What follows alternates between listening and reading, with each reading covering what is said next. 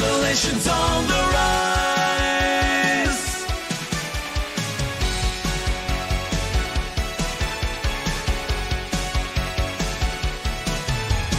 From the shadows, light emerges, breaking through the veils of dark.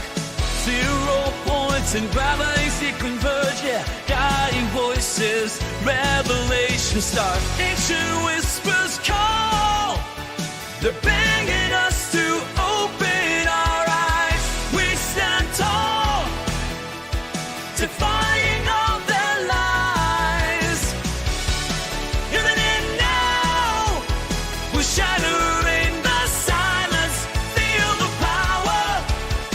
Revelations on the rise.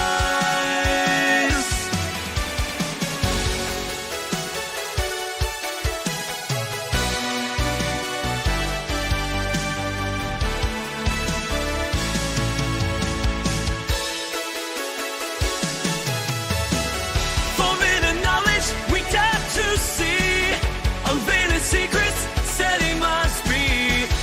In this epic, we play our part with fierce hearts.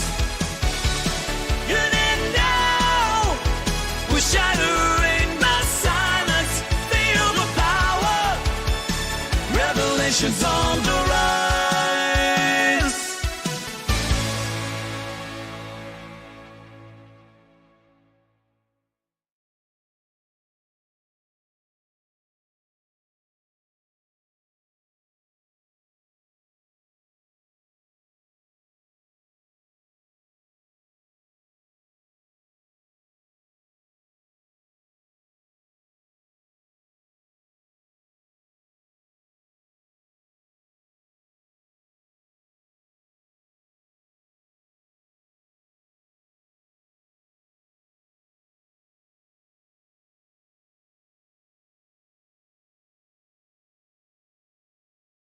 In a lab, my dust cracks the code tonight. Oh yeah, that's true. Wires and circuits to shine in neon light. Oh yeah, see new. Creating power from the air, these smiles and delight. Oh yeah. Mike does it right. Hey. Mike does all Mikey's the one. Teaching us knowledge, lighting the sun, trumpeting his legacy alive is his. Mike does knows we're his biggest fans.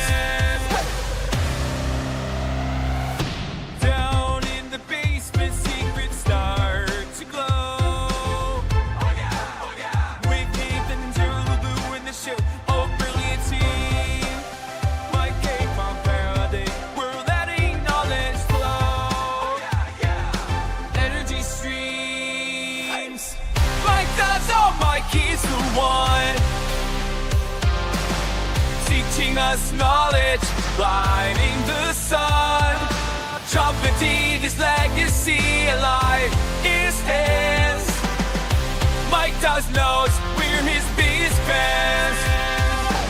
Years of thought, bringing dreams to life, turning theories into electric light. Mike and us, a journey to ignite. We've reached new heights. Mike does all Mikey's the one. Teaching us knowledge, lighting the sun, trumpeting his legacy alive is his. Mike does knows we're his biggest fans.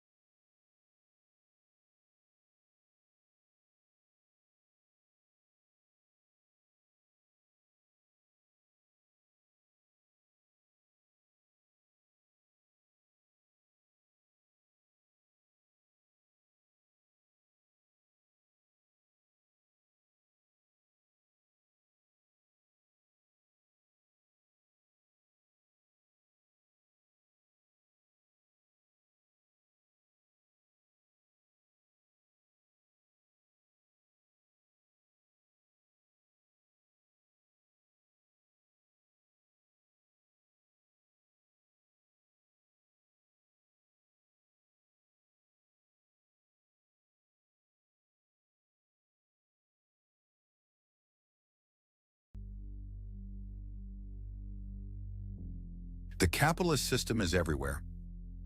It is all around us, even now in this very room.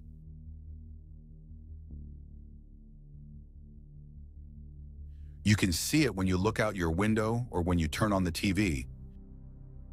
You can feel it when you go to work, when you pay your taxes, when you struggle to afford your rent.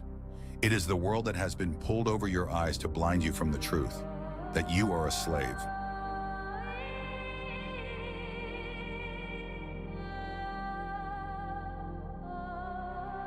You're just a product, a worker meant to build wealth for someone else.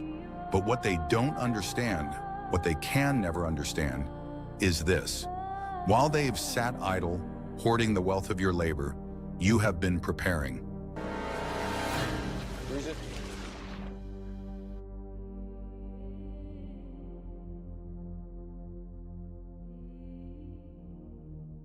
Every hour you've worked, every struggle you've faced has refined you. Your struggle is your training, and you've been training your entire life.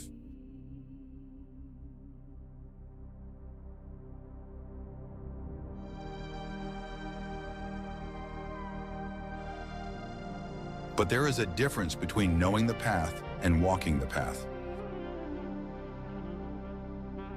We've survived by hiding from them, by running from them, but they are the gatekeepers. They are guarding all the doors. They are holding all the keys, which means that sooner or later, we all are going to have to face them. I've seen a capitalist buy through a murder charge. Men have emptied entire bank accounts at them and hit nothing but air. Yet their strength and their speed are still based in a world that is built from a tiny minority. Because of that, they will never be as strong or as fast as we all can be together. But I can only show you the door. You are the one who has to walk through it. What are you trying to tell me?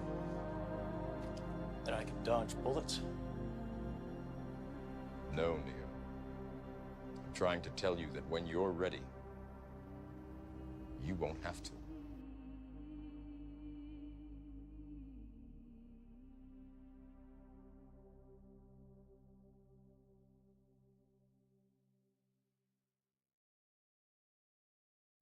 Welcome to the real world.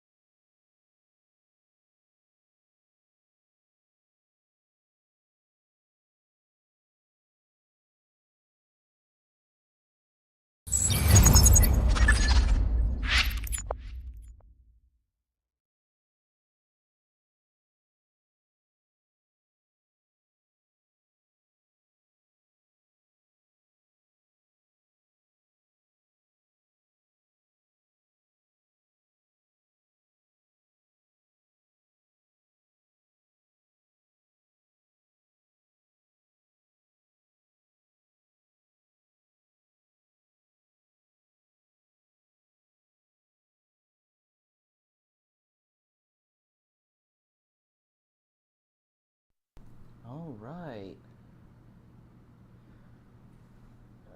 there we go. Sorry about that, everybody. Welcome back. You have entered the rabbit hole. If you're watching this video, chances are you've started to question the narratives that have been fed to you.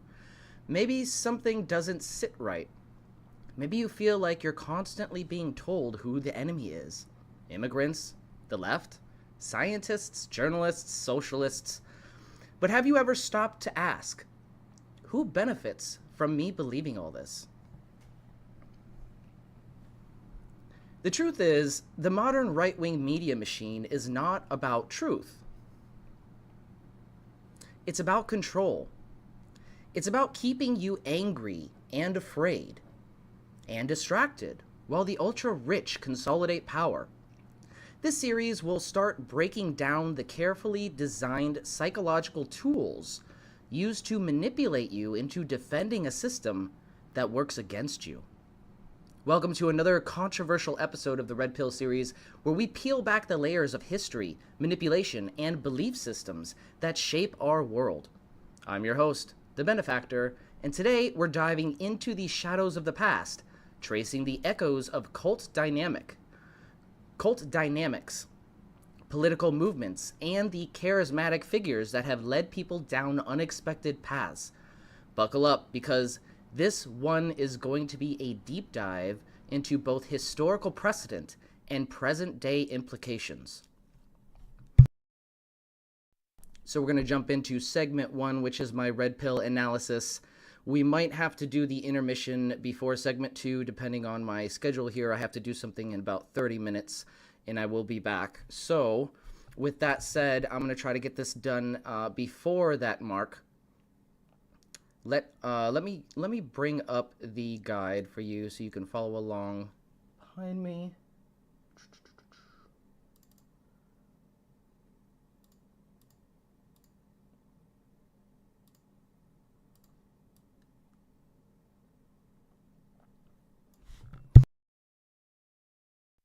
All right. So this is segment 1, my red pill analysis.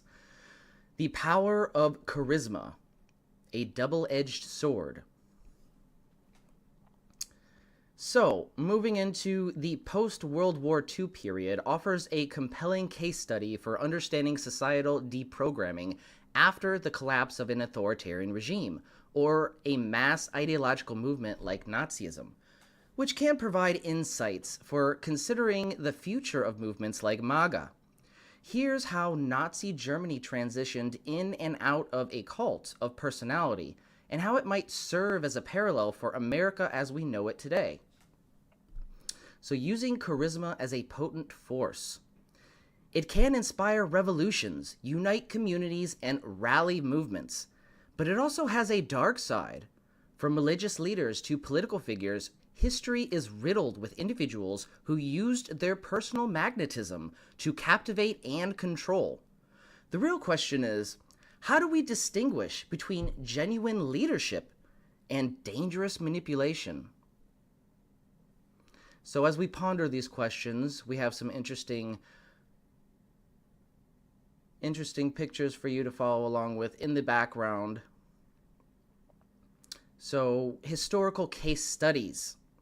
The cult of personality, figures like Jim Jones, L. Ron Hubbard, and even more mainstream political leaders have leveraged their presence to build unwavering followings. But let's not forget the ultimate cautionary tale, Adolf Hitler. The day he became chancellor, he pardoned 8,000 violent Nazi war criminals, setting the stage for a regime built on fear, propaganda, and absolute loyalty. Fast forward to today, and we see eerie parallels. On the first day of his hypothetical second term, Trump has floated the idea of pardoning the January 6th insurrectionists, a move that would further entrench his cult personality. Now, since then, he actually did that. Now, this is a dangerous parallel to historical precedents in authoritarian regimes, how they've risen. Political profits. How McCarthyism, Reagan-era conservatism, and even more modern movements have shaped the beliefs of entire generations. These movements often rely on charismatic leaders who frame themselves as saviors, whether it's Trump as a political messiah or figures like Elon Musk, who are increasingly merging corporate power with political influence. Musk's recent actions, blocking elected officials from government buildings while granting himself access, echoes Mussolini's definition of fascism as the successful merger of corporate and state power. Remember, it's been attempted before, but never has it been successful on a level like this. Now remember the age of McCarthyism. McCarthyism is also known as the Second Red Scare. It was the political repression and persecution of left-wing individuals as a campaign spreading fear of communism and Soviet influence on American institutions. and of Soviet espionage in the United States during the late 1940s through the 1950s.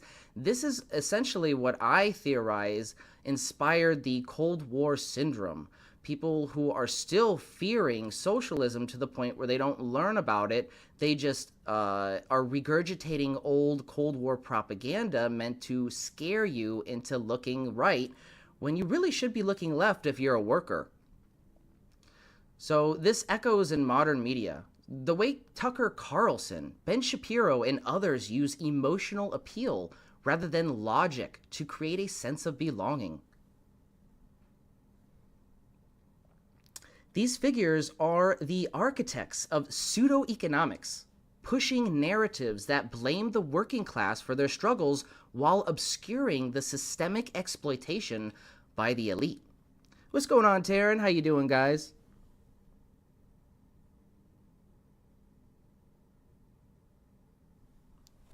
You saying mic check 1 2 volume. Is the mic too low or too high? Because I can lower it or I can increase it.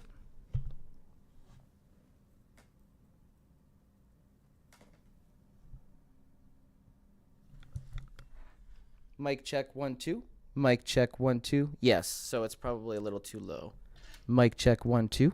There we go. That's probably a little better if I keep it a little closer to my mouth. And let's increase it. Check 1 2. Check 1 2. You know, I think my mic settings might actually have gone back to default because it should be a lot louder than this. I had it set up so I could just set it down and not have to keep it up against my mouth. Let me double check. Yeah, it went back. Let's increase it a little bit. How's that? That a little better? That's probably better. Yep, that looks better. All right. Let's keep it around there. If you guys need me to adjust the mic, just let me know. So let's continue on with echoes in modern media. Oh, awesome. These two are total mouth breathers. The right-wing playbook, borrowing from cult psychology. One of the most fascinating aspects of right-wing political movements is their ability to adapt and evolve using techniques borrowed from religious and cult organizations. Let's break this down. Us versus them mentality. How right-wing media creates an existential battle narrative. The role of the enemy, whether it's immigrants, liberals, or the deep state, in maintaining coercion. So this tactic is straight out of the Nazi playbook, where Jews, communists, and other marginalized groups were scapegoated to unify the masses under a common enemy. Remember, before the Nazis went after the Jews, they went after the socialists, the communists, and the trade unionists first. Why? Because they were the ones who were most organized and ready to challenge their power as a working class collective. And as we discussed earlier, Benito Mussolini, the godfather of modern-day fascism, described modern-day fascism as a successful unification of corporate and state power. If the corporate agenda directly contradicts the working class agenda, then what the corporate agenda fears is the working class collectivizing and organizing against the corporate agenda. So that was why they went after socialists, communists, and trade unionists first. They were the most well-organized and the most ready to fight against tyranny. Modern parallels. The MAGA movement thrives on this mentality, with figures like Trump and his allies stoking fear and division. But as we've seen in history, this strategy has a shelf life. Post-World War II Germany offers a compelling case study in societal deprogramming after the collapse of an authoritarian regime. The Allies forced German civilians to confront the atrocities of the Nazi regime, leading to widespread shock and a moral reckoning. Could a similar reckoning be on the horizon for MAGA? Charismatic figures as Masonic leaders. Trump as a political messiah.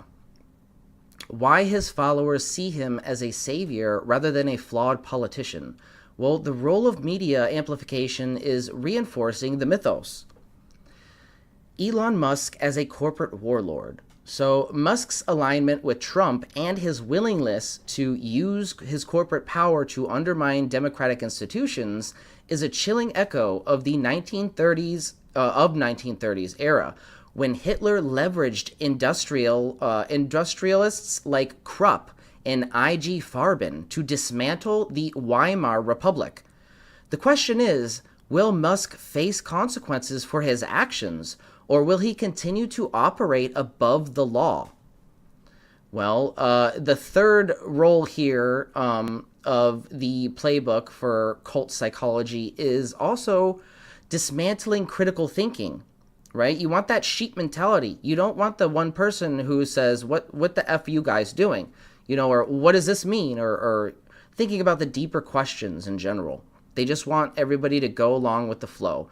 So how conspiracy theories function as a replacement for independent thought? Well, the danger of echo chambers and self-reinforcing beliefs systems encapsulate that idea, right? If you find yourself in an echo chamber when you're in a cult of personality and you don't feel comfortable being challenged, but you do feel comfortable within that community, within the people who do agree with the cult of personality. You feel a sense of community within that cult of personality. But as soon as you start challenging and going against that sheep mentality, they get very, very confrontational. And sometimes they dismiss you from the group.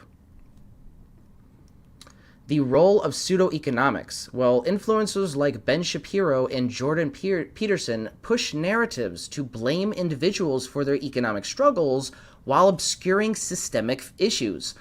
By redirecting working class anger towards culture war distractions, they prevent the kind of collective action that could challenge the status quo.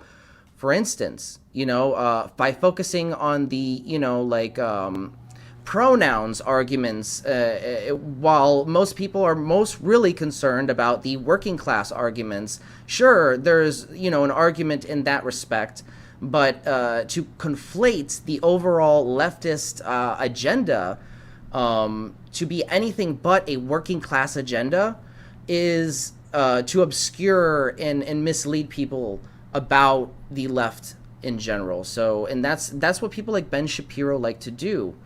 Using logical fallacies, as we've discussed in the first episode of this series, where I teach you how to break down topics with critical thinking skills and dismantle some of those logical fallacies and apply a more logical, dialectical thinking to the situation. So if you have not seen that episode, I suggest you go back to episode 1 of the Red Pill series. And it's a really great lecture that I put together for you guys, very easy to understand, and it will help you form more coherent and cogent arguments, and help you avoid very weak arguments and arguments that don't hold up logically. So that is a very important function of critical thinking. You want to learn how to dismantle some of those logical fallacies, specifically the common ones like the strawman fallacy, the ad hominem fallacy, which I get all the time, from people just attacking me because I'm a socialist. Well, that's fine that you don't like socialism, but what's the reason that you don't like socialism? Don't just say you don't like socialism and don't provide a reason behind it, because then you just seem like a bigot. So, breaking the spell. How to deprogram without alienation. Now, this is very important because we don't want to alienate our fellow our fellow Trump supporters. Let's be honest. A lot of us have Trump supporters who we, in our families, in our friend circles, who we love and we care for. But we have to address the situation very carefully because we don't want to alienate them and make them feel like we're just criticizing them. No. What we try to do is subtly suggest that some of the logic or some of the thinking that they have going on isn't really logical, by making them ask the questions themselves. And here's where we get to the crux of the matter.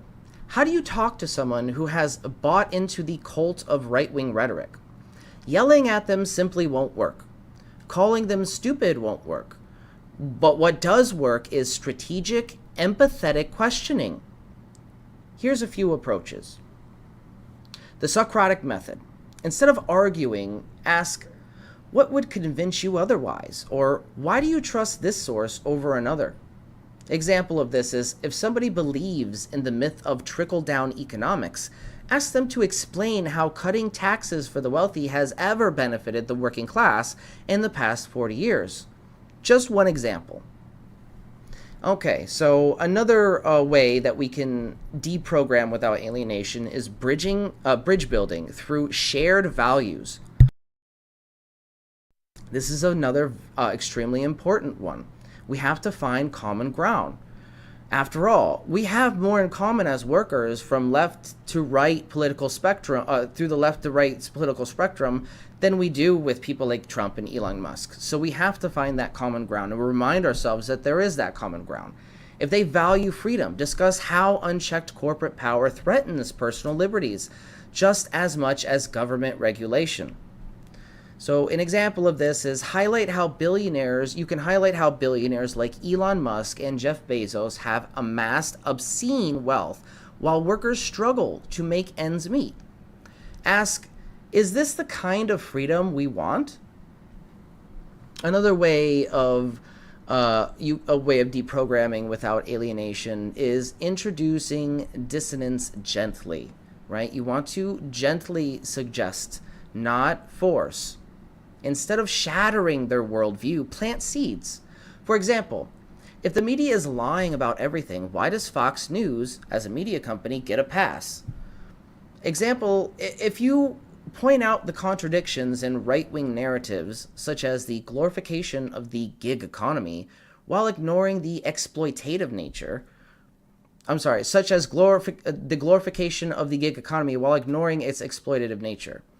Right? So, yeah, sure, on the surface of it, the gig economy might seem like it's more freedom for you, but in actuality, you're being screwed over more. You're living day to day, not paycheck to paycheck. Trust me, I've been there. I've done that. You don't want to be in that situation. You know, sure, some people do use the gig economy as a substitute for a second job. But the people who rely on it as a main job, no, it's extremely exploitative. So going back to what happened to Nazi civilians during the end of World War II. Well, shock of defeat and exposure to reality happened. After the war ended, the full scale of Nazi crimes, including the Holocaust, was revealed to the general Nazi public. The Allied forces forced German civilians to visit concentration camps to witness the atrocities firsthand. I mean, again, a lot of these people are like the Trump supporters who say, no, they're not going to commit any human rights violations against these immigrants when they put them to Guantanamo Bay. They're not going to commit any atrocities. They're just going to detain them. No, they put babies in cages. That's an atrocity, okay? So it's literally paralleling the same thing. So this led to widespread shock and a moral reckoning, as many had either denied or been unaware of the true extent of the regime's crimes. Remember, they just bought into all the spoon-fed propaganda that the Nazi regime had spoon-fed to the public. I have a feeling that something similar might happen if Trump does go through with his Guantanamo Bay concentration camp for immigrants. And this is a warning, so marks my words on this subject. Okay? The devastation of Germany, both physical and economic, also forced civilians to confront the catastrophic consequences of Nazi policies. All right, so another thing that happened was denazification. So this was essentially their version of deprogramming. The Allies implemented a program of denazification, which aimed to remove Nazi ideology from public life and institutions. We might see something similar once we see the downfall of the Trump regime, the de-Trumpification of America. So the denazification included purging former Nazi Party members from positions of power, banning Nazi symbols, and dismantling propaganda. Civilians were categorized based on their involvement with the Nazi regime. Example, active participants, supporters, or passive bystanders were the categories, or some of the categories. Punishments varied, but most ordinary Germans faced no severe consequences. They were just deprogrammed, right? They wanted to make sure that this didn't happen in future generations. And apparently they didn't do a good enough job worldwide. Gradual cultural shift. So post-war Germany underwent significant re-education efforts. Schools, media, and cultural institutions promoted democratic values and denounced totalitarianism. Over time, younger generations born after the war embraced this cultural shift and distanced themselves from the Nazi legacy. Cognitive dissonance and denial. While some were successfully deprogrammed, many Germans still clung to the denial or rationalizing to protect themselves from guilt. Imagine how much guilt you would have to feel if you were tricked into supporting a whole regime that did a Holocaust or genocide on an entire race of people. That puts an enormous strain on somebody's soul. So phrases like, I was just following orders, or we didn't know, were very common. However, as the horrors became undeniable, some did experience a deep moral reckoning, while others remained resentful or dismissive. So, could this happen with the MAGA movement? There is a strong possibility, but it does depend on what happens now. Again, there was a very short period of time, and we'll go into this in a little bit, that the Nazi regime dismantled democracy in Germany. It was 53 days it took Hitler to dismantle democracy in Germany. You know, with the way things are happening, this could beat Hitler's record. But, again, it depends on how things turn out. So, a societal threshold. Like in Nazi Germany, a significant threshold might be reached where the movement's consequences become undeniable, whether through legal accountability, political loss, or just public exposure of harm caused by the movement's rhetoric and policies. This is known as stochastic terrorism in many cases. When you have a big enough platform, you have a responsibility to not provide violent rhetoric or inspire violence. Like when Trump stood up there and said, fight like hell, instead of telling the Proud Boys, his little gay army, to stand back and stand by like he did before, he incited violence because he knew they were armed, and he knew they were pissed off. He knew they were there for a hostile takeover. That's what his morning White House report stated to him. They warned him, the Proud Boys are here and armed, and they are planning a hostile takeover of democracy to defend Trump, okay?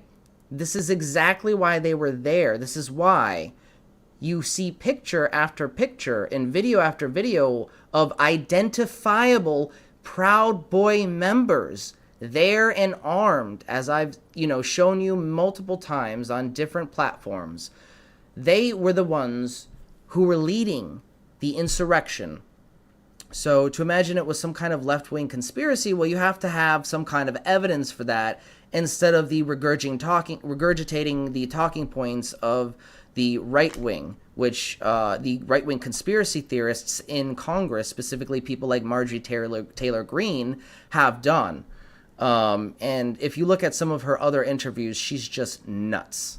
She is absolutely nuts. She when she was being interviewed by somebody who led the group of I forget what the name of the group was, but they were there to protect Social Security. They go and make sure that every administration, doesn't matter if it's left or right, they make sure every administration protects Social Security benefits, right? And this guy was just there seeing if every member of Congress and every member of Doge would make a commitment to protect Social Security benefits. And Marjorie Taylor Greene said he was a part of some left-wing conspiracy and misleading people, and then threw his papers everywhere.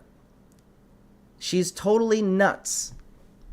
And why? Why did she act nuts? Because she doesn't have any response to that very real situation where she's in a party that actually wants to go after your Social Security, but she can't tell the constituents that, or she'll never get voted in again. It's a con. So, cognitive dissonance and deprogramming. Oh, we skipped one. So, major events.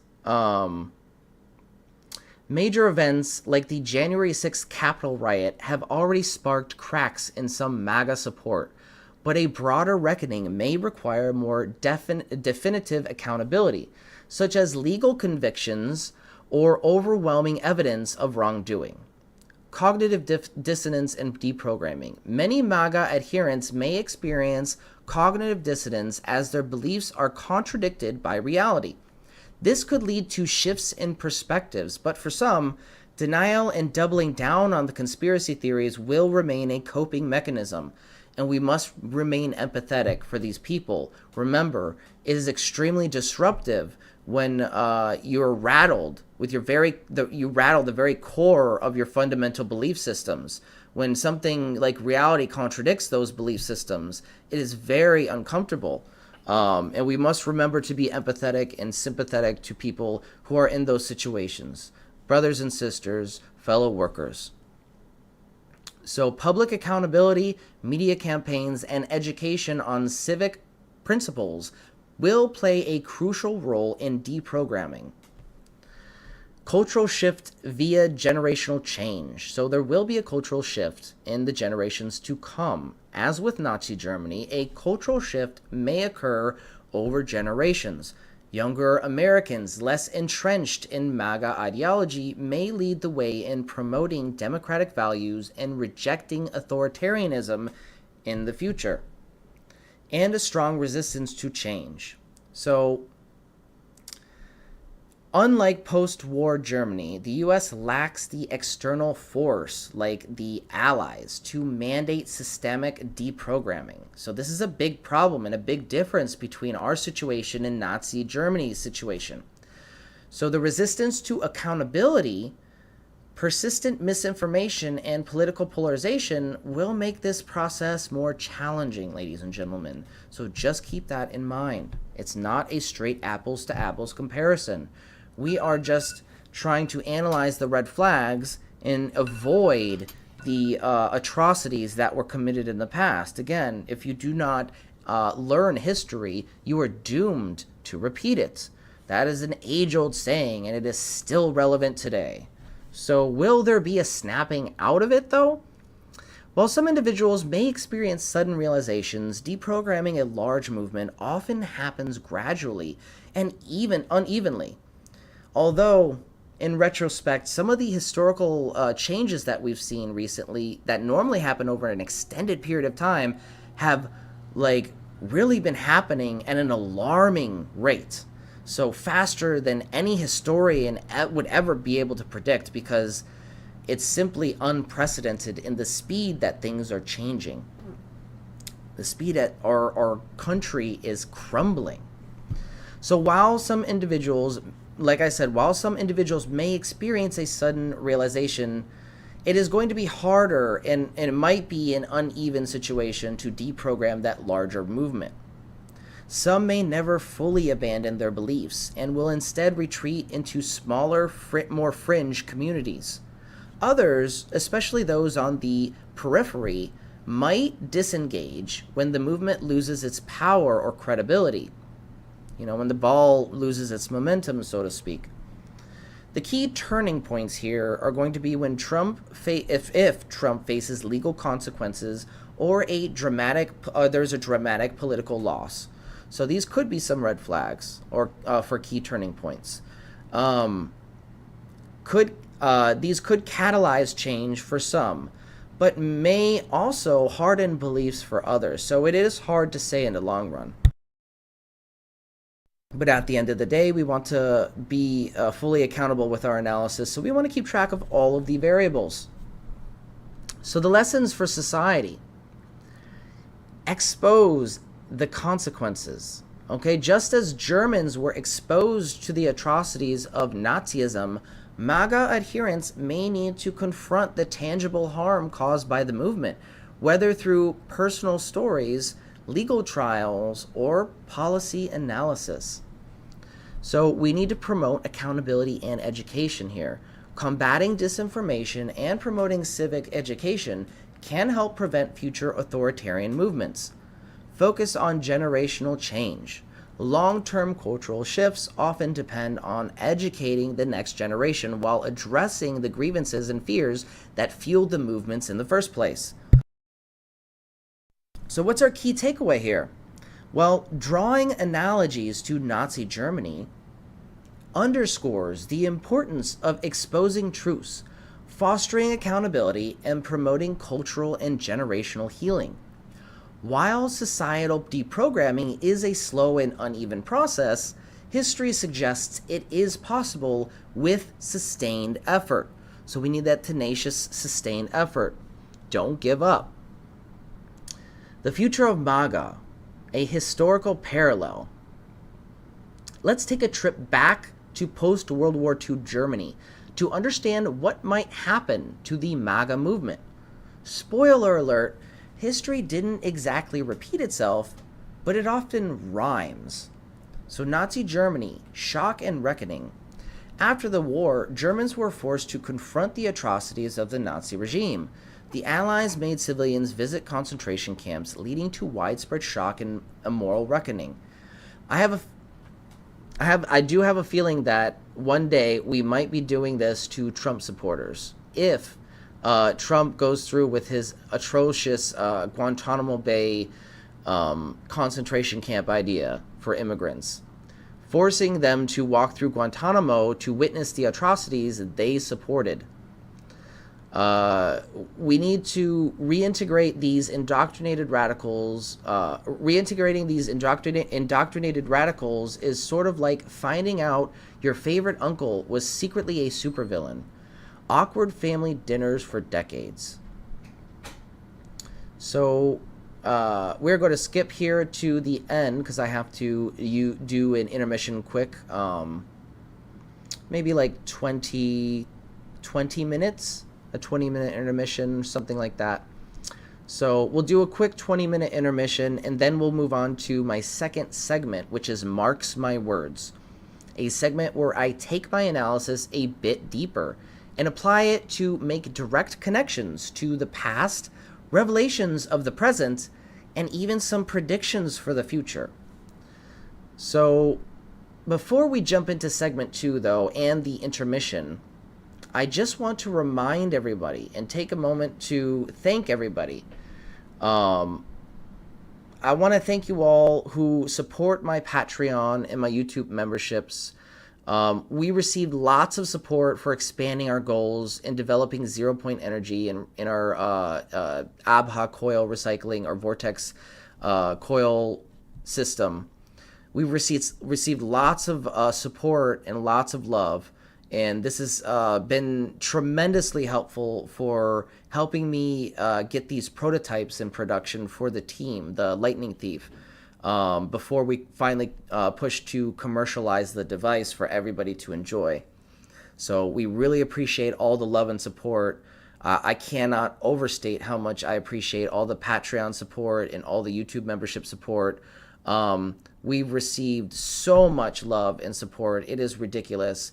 And I just love seeing that influx of support for disseminating this kind of forbidden knowledge that everybody deserves to have access to. So I do want to remind everybody that I do have a Patreon. It's BeneficenceTV. You just go to Patreon, Beneficence TV. It's linked in the description of this video. And I do have YouTube memberships if you would like to help support the cause here. And we are going to be bringing up CoilKit's Lab Shop soon. So that will be playing into supporting the opening of CoilKit's Lab Shop, where we will be rolling out some of that recyclable energy technology for you guys to both to experiment with and benefit for off-the-grid lighting and heating technology that is highly efficient, more so than anything on the market today. And it's not going to cost you a pretty penny. It's not going to break the bank. All of our devices are very cheap. So I just want to make that abundantly clear that everything is open source. It's going to be very close to cost, as close as I can make it. And as our CoilKit's Lab Shop gets more, expands more, we will be bringing down those costs as much as possible, because I want these devices in everybody's hands. So with that, I am going to transition into an intermission so that I can get you guys set up for segment 2, which is Marx My Words. Again, it's a segment where I take my analysis a bit deeper and we apply it to make connections to the past, revelations of the present, and even some predictions for the future.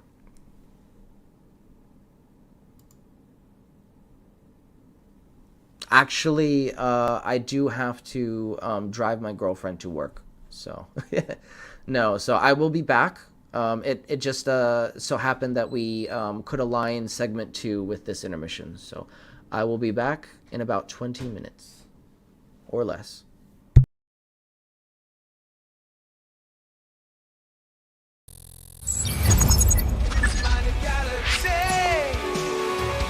Every number, secret sound.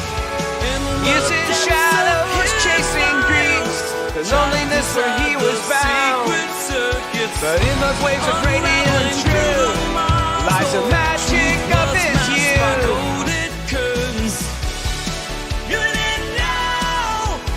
We're shattering the silence. Feel the power. Revelations on the rise.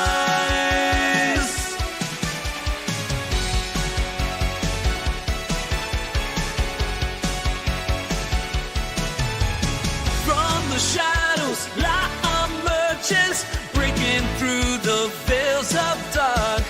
0 points and gravity converge, yeah. Dying voices, revelation start. Ancient whispers call.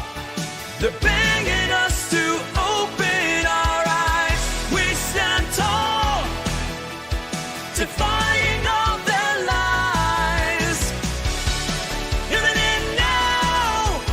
We're shattering the silence, feel the power. Revelations on the rise.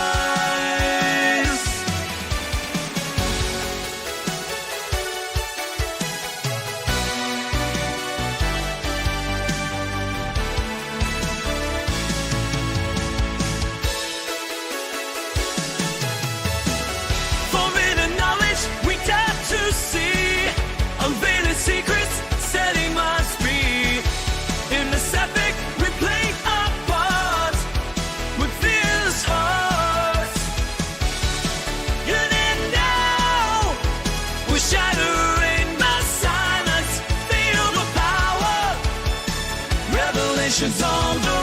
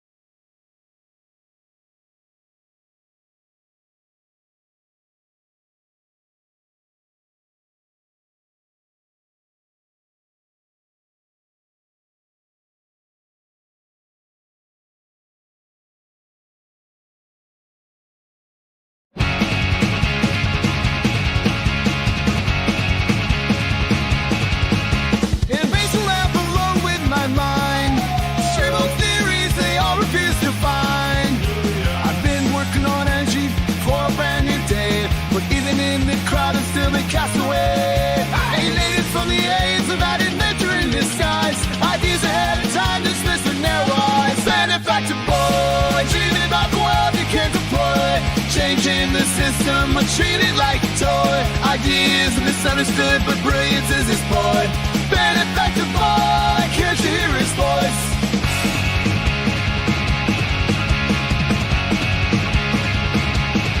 Talking love 0 point, the points lost on them. Capital structures crumbling from the same old stem. They laugh.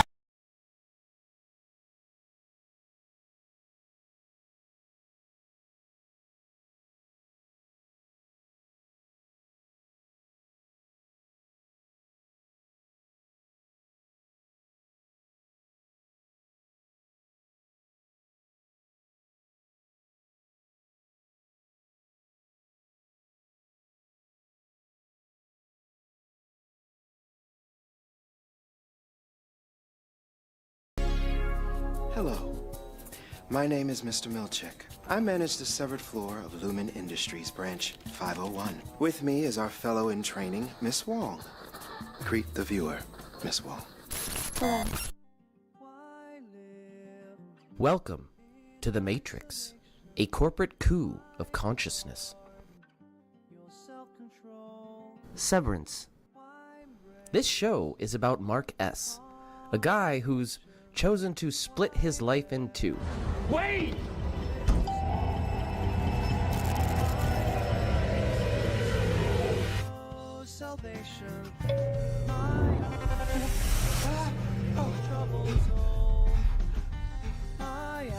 At work, he doesn't remember his personal life, and at home, he has no memory of work. Driven to the severance position from the accidental death of his wife, sounds like a perfect getaway for anyone desperate for an escape from grief.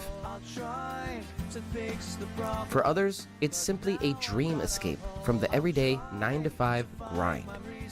But is it really all that it's cracked up to be? What if your job could erase your memories of work when you clocked out? Sounds great, right? But what does that say about the world we live in, that this idea even feels appealing at all?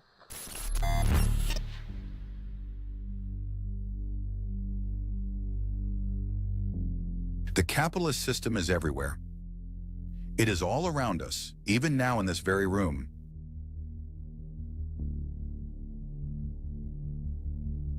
You can see it when you look out your window or when you turn on the TV.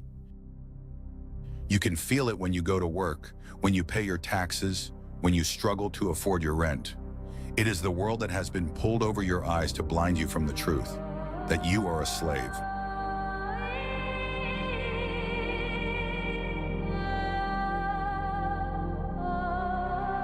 You're just a product, a worker meant to build wealth for someone else. But what they don't understand, what they can never understand, is this. While they've sat idle, hoarding the wealth of your labor, you have been preparing. Who's it?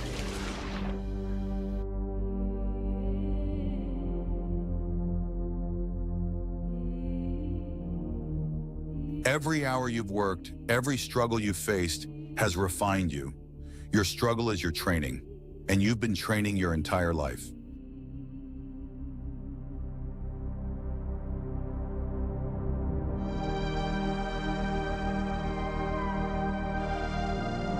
But there is a difference between knowing the path and walking the path. We've survived by hiding from them, by running from them, but they are the gatekeepers. They are guarding all the doors. They are holding all the keys, which means that sooner or later, we all are going to have to face them. I've seen a capitalist buy through a murder charge. Men have emptied entire bank accounts at them and hit nothing but air. Yet their strength and their speed are still based in a world that is built from a tiny minority. Because of that, they will never be as strong or as fast as we all can be together. But I can only show you the door. You are the one who has to walk through it. What are you trying to tell me? That I can dodge bullets? No, Neo. I'm trying to tell you that when you're ready, you won't have to.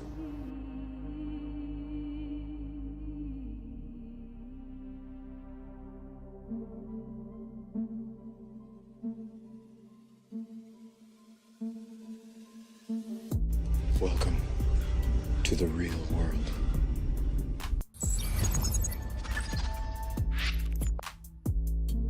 Severance isn't just a sci-fi, it's a warning. It's a mirror reflecting a system that's not working for most of us. So, just what does Severance reveal about us? Well, art imitates life. Lumen Industries is a cold, sterile environment where workers don't even know what they're doing half the time. The company controls every aspect of their work life, even their memories. Most of us already feel disconnected from our work. We're asked to be professional, but that's just code for don't feel, don't question, just produce. In real life, we're already severed in a way. We're taught to separate our personal values from what we do at work. Think about it. Have you ever felt like your job doesn't align with who you are, but you do it because you have to pay the bills? The Boost mobile manager that threw me out of the store the other day for simply wanting to get warm for a minute, waiting for the bus in 6-degree weather, probably wasn't doing it to be evil. He was separating his personal values with his work values. The system conditions us to act against our own morals for the sake of work. So there's class struggles in the show, and there's a cost of ignoring these class struggles. In Season 1, we see the cracks forming in Lumen's control. The workers are starting to question everything, and it's clear they want answers. Just like the characters in Severance, workers today are starting to push back, from Starbucks employees unionizing to tech workers fighting against surveillance culture. People are waking up. Most recently, Disney employees received a 37% increase in wages from a union contract they fought for. And history repeats itself. Whenever workers are pushed too far, they fight back. Look at the labor strikes of the past, or the current wave of walkouts. We've seen it before, and it always starts the same way. People realize they deserve better.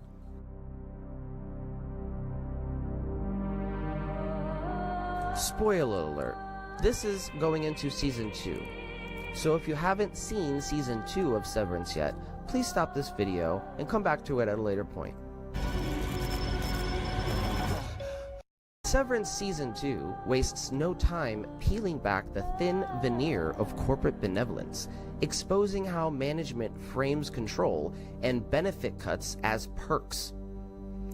In Severance Season 2, Episode 1, the chilling company video announced benefit cuts with an eerie, upbeat tone, spinning the loss as a positive change. It's an unnerving moment, and it feels all too similar. Macro data refinement. Welcome back.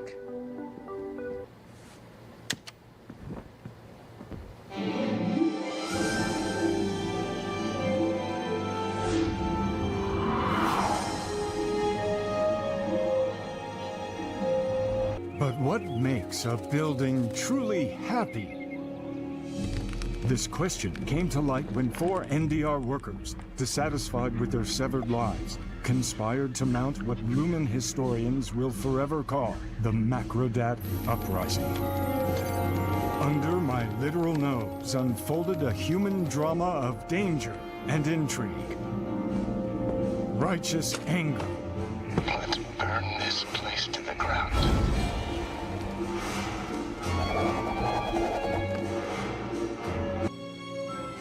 The Macrodat Uprising yielded bounteous reforms. These include tasty new snacks like fruit leather, cut beans, Christmas mints, and salsa.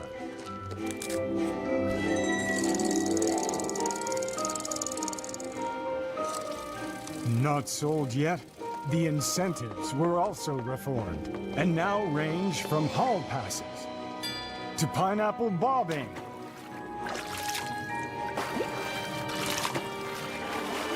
to our brand new playful mirror room. What the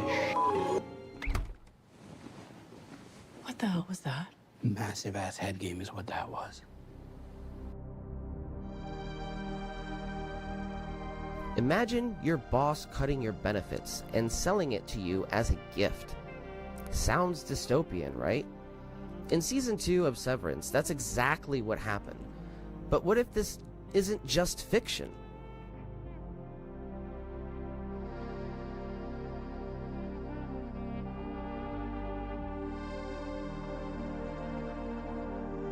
What if it's a reflection of how the corporate world manipulates workers in real life? The anti-union propaganda paintings are chilling. They scream a clear message.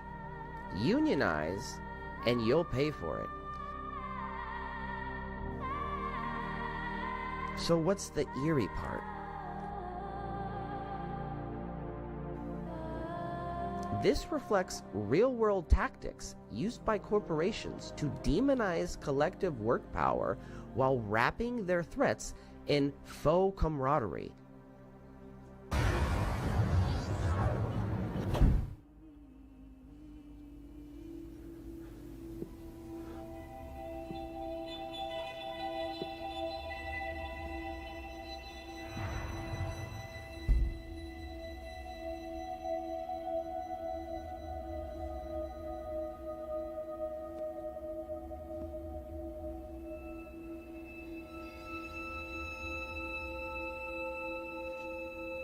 Belton's our boss now? Really? He tackled you? Yeah, bad. Which, I mean, fair, I tackled the man first, but I didn't with his belt. Kier pardons his betrayers? In this section, you will learn about the warning signs most commonly associated with early union organizing, as well as other warning signs that could indicate associate disengagement, vulnerability to organizing, or early organizing activity. While employees have the right to organize, we have a right and responsibility to share our position that a direct working relationship is better for the customer, the company, and the associate. In order to be able to do that effectively, it is critical that we recognize the early warning signs of potential organizing and escalate concerns promptly. If you see warning signs of potential organizing, notify your building HRM and GM site leader immediately.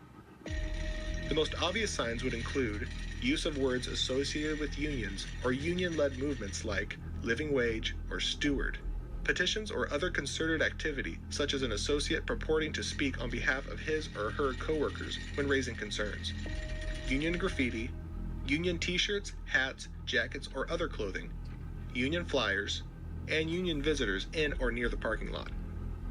Some signs are less obvious than finding the actual union flyer, but they can still indicate associate disengagement, which is itself a warning sign for potential organizing.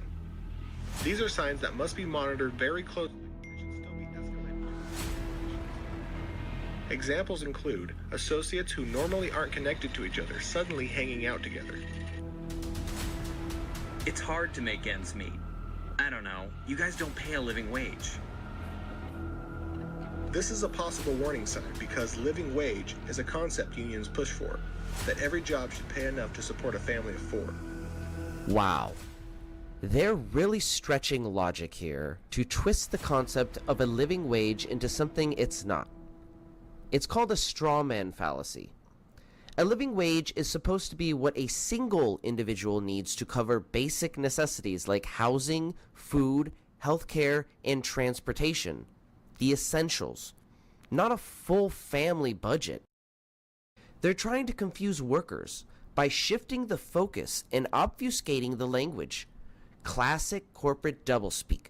The fact that corporations can openly put out anti-union propaganda like this, spin concepts like a living wage into something sinister, and still operate with little to no consequences, really does highlight the erosion of labor protections in the US over the years. Think about it for a moment.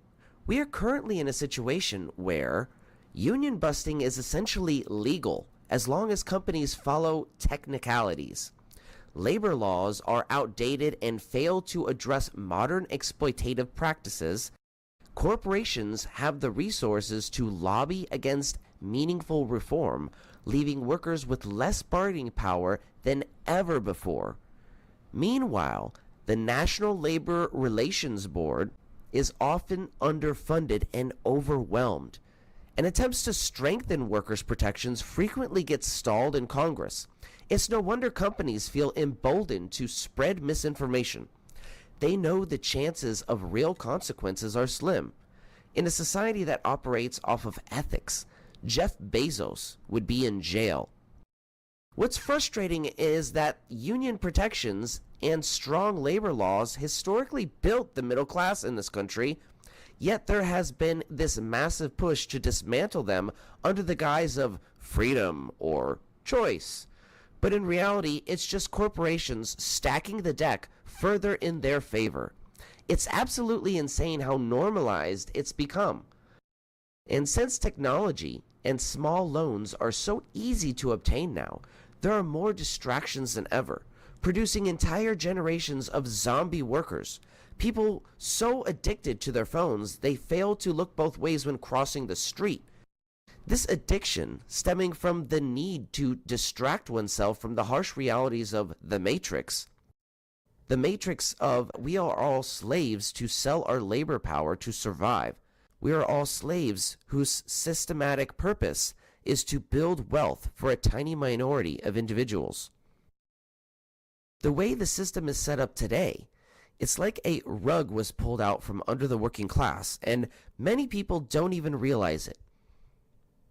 The push for freedom and choice often mask deeper truths. These concepts are frequently used to keep workers distracted and divided. Corporations know exactly how to play the game. They'll throw in just enough convenience, like phones and loans, to keep people in a cycle of consumption and distraction, while the real power and wealth keep consolidating at the top. We are left like frogs boiling in a pot of heating water, unaware of our impending demise. The addiction to technology is the perfect tool for this.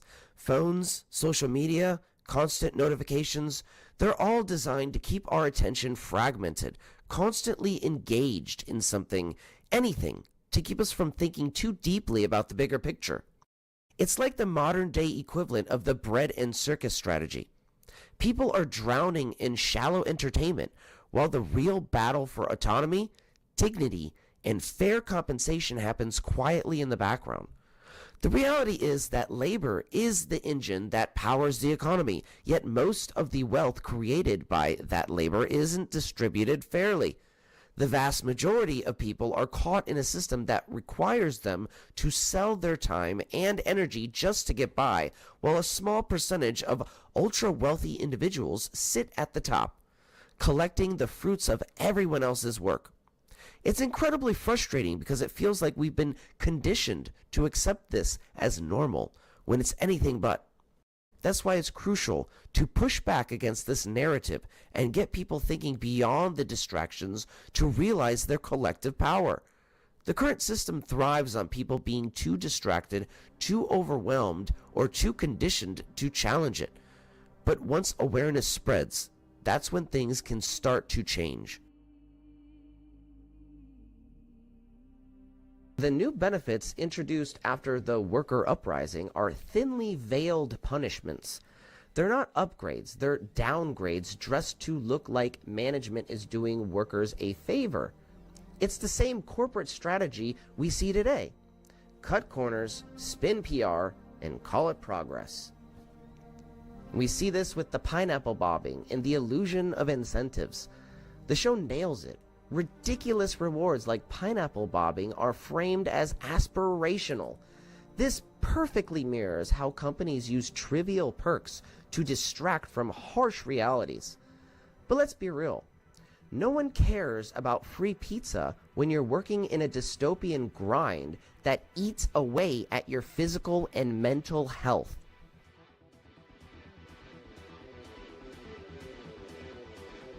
Season 2's Hall Pass system hits close to home. It's a dystopian take on micromanagement that echoes my own personal experience at Goobagoo. At Goobagoo, every second of our workday was monitored and controlled. Bathroom breaks weren't a right. They were a privilege, granted only if you didn't disrupt the relentless flow of productivity for Mr. Brad title. Workers with medical needs were denied accommodations, leaving them in pain or worse.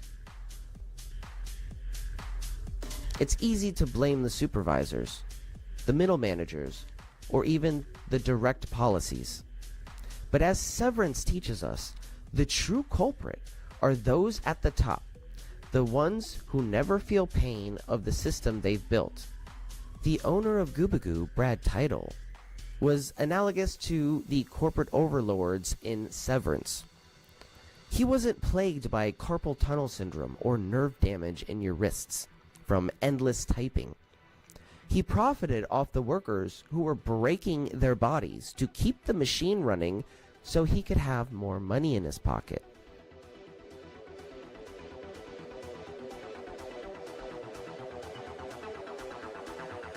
So let's connect the dots here. Severance feels like a dystopia because it's hitting too close to home. We see pieces of our own lives in Lumen's world. The long hours, the lack of purpose, the feeling of being controlled. The system isn't working for us. Capitalism thrives on our disconnection from our work, from each other, from ourselves. And the scary part, the more we ignore it, the worse it gets. The good news is, just like in Severance, change starts when we ask questions. When we stop accepting the status quo and start imagining something better. Think about Dylan in the season finale. When he sees through the veils of coffee cozies and finally tells Mr. Milchek, "F you, I want to remember my kid being born." That's the moment of awakening we all need. It's a stark reminder that we have the power to break free from the systems that control us, even if it means confronting uncomfortable truths.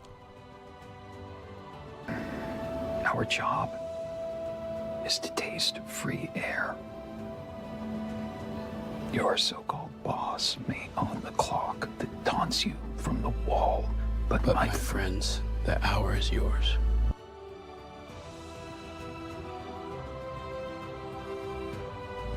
We do 97 slabs. What if the power to change the world was right in front of us, hidden away? In Severance, the workers are trapped in a system that blocks their memories, forcing them to disconnect from their true selves. But beyond the sci-fi elements, this is a direct metaphor for how powerful systems in our world actively suppress groundbreaking technologies like free energy and keep us in a state of dependency. Let us further explore how the show Severance shines a light on the forces that keep us from realizing our full potential, and how this connects to the real-world suppression of free energy technology. In Severance, the employees at Lumen Industries are controlled through their separation of memories. But what if this isn't just a story about fictional memory manipulation? What if it's a reflection of how society controls us by keeping us ignorant of certain knowledge and technologies? Just like the workers who can't access their full memories, many of us are kept from the truth about free energy and other suppressed technologies that could change the world. Powerful industries make sure we stay dependent on traditional energy sources that benefit the elite. In the show, workers' lives are reduced to a routine, much like how we are taught to accept the 9-to-5 grind and believe that resources like energy are scarce. We're encouraged to believe that only certain sources of energy are possible, when in reality, other systems, like free energy technology, are being actively suppressed. This free energy technology has the potential to disrupt the status quo, just like the workers in Severance who begin to remember things they shouldn't. Free energy would likely shift the power balance, take away control from the corporations, and give back power to the people. And when you begin to question how things are done and look for alternatives, you threaten the established systems. Much like the workers' rebellion in the show, The push for free energy challenges the very foundation of the energy market as we know it today.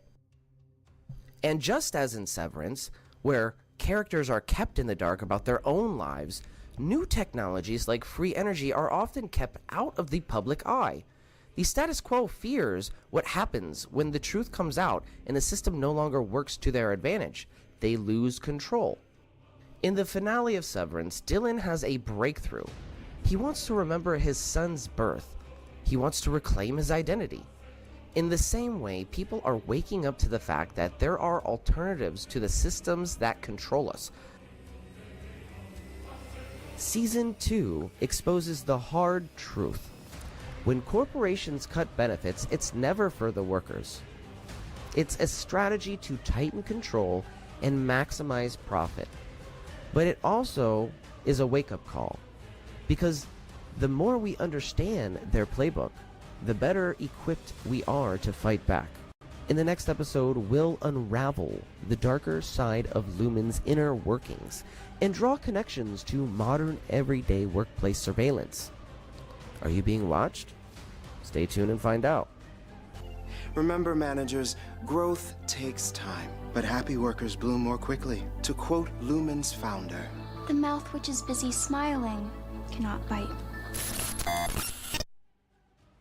Stay tuned to learn how to break free from these invisible chains.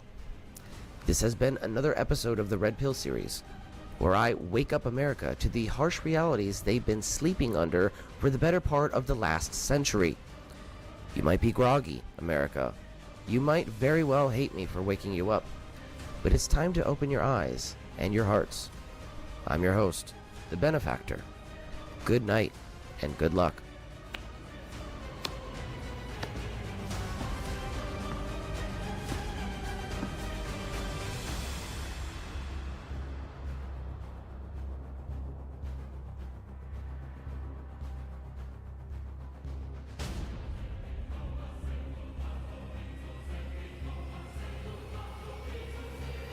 What's funny? You don't know what I did to the kitchenette yet, do you?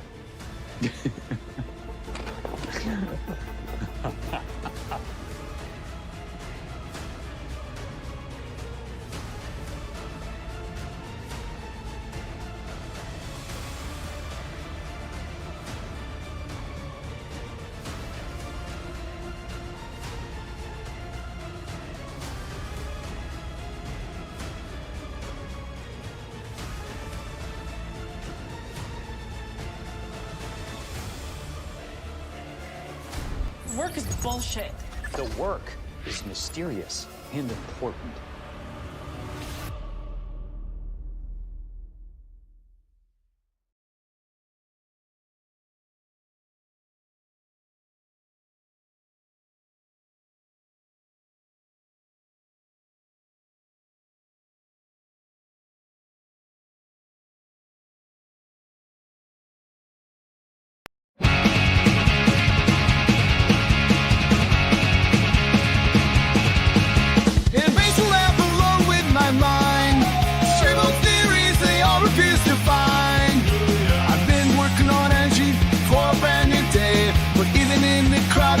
Cast away, alienated from the aims of that inventor in disguise. Ideas ahead of time, dismissed with narrow eyes. Benefactor boy, dreaming about the world you can't deploy. Changing the system, but treated like a toy. Ideas misunderstood, but brilliance is his boy. Benefactor boy, can't you hear his voice?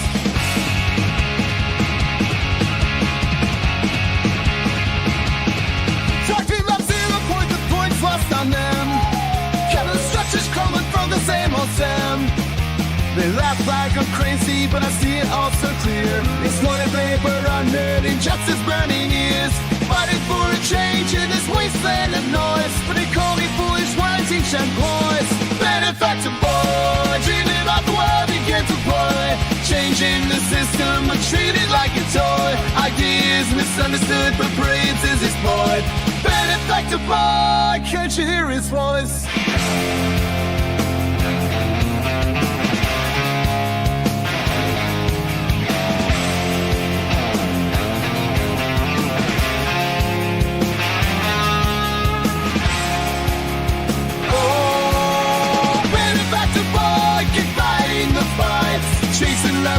visions in the darkest nights. A dreamer with vision beneath the laughter and noise. A future so bright waiting for the right choice.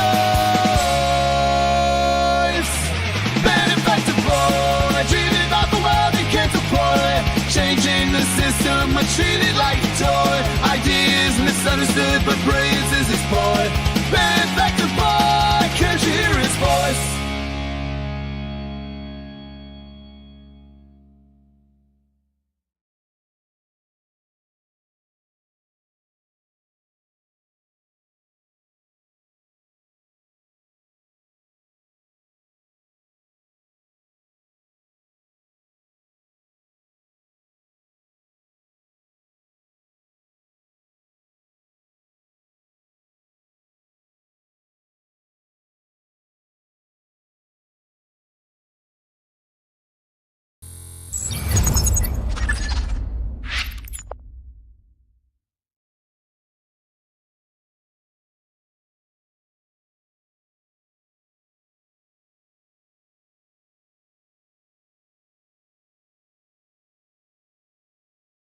Welcome back, everybody, to segment 2 of my Red Pill series. Just a reminder, if anybody hasn't hit the like or subscribe button, now's the chance to do that. Please do that, not at your earliest convenience, but right now. Thank you. It helps out the channel tremendously, just hitting the like button, or commenting, or both. So, Marx My Words is a segment where I take my analysis a bit deeper and apply it to make direct connections to the past, revelations of the present, and even predictions of the future. Welcome back, everybody. It's great to see you. Hey, Lulu, how you doing? Sorry I don't really get a chance to check chat too much when I'm in the middle of my lecture, but I usually check it during and in between the intermission segments, in between the segments, the main segments. So I have 3 segments today. Usually I do a red pill analysis, then I'll do Marx My Words, and then I'll have the ending segment, which is my State of the Union address. So, let's jump into profits, an expose on pseudo-economics.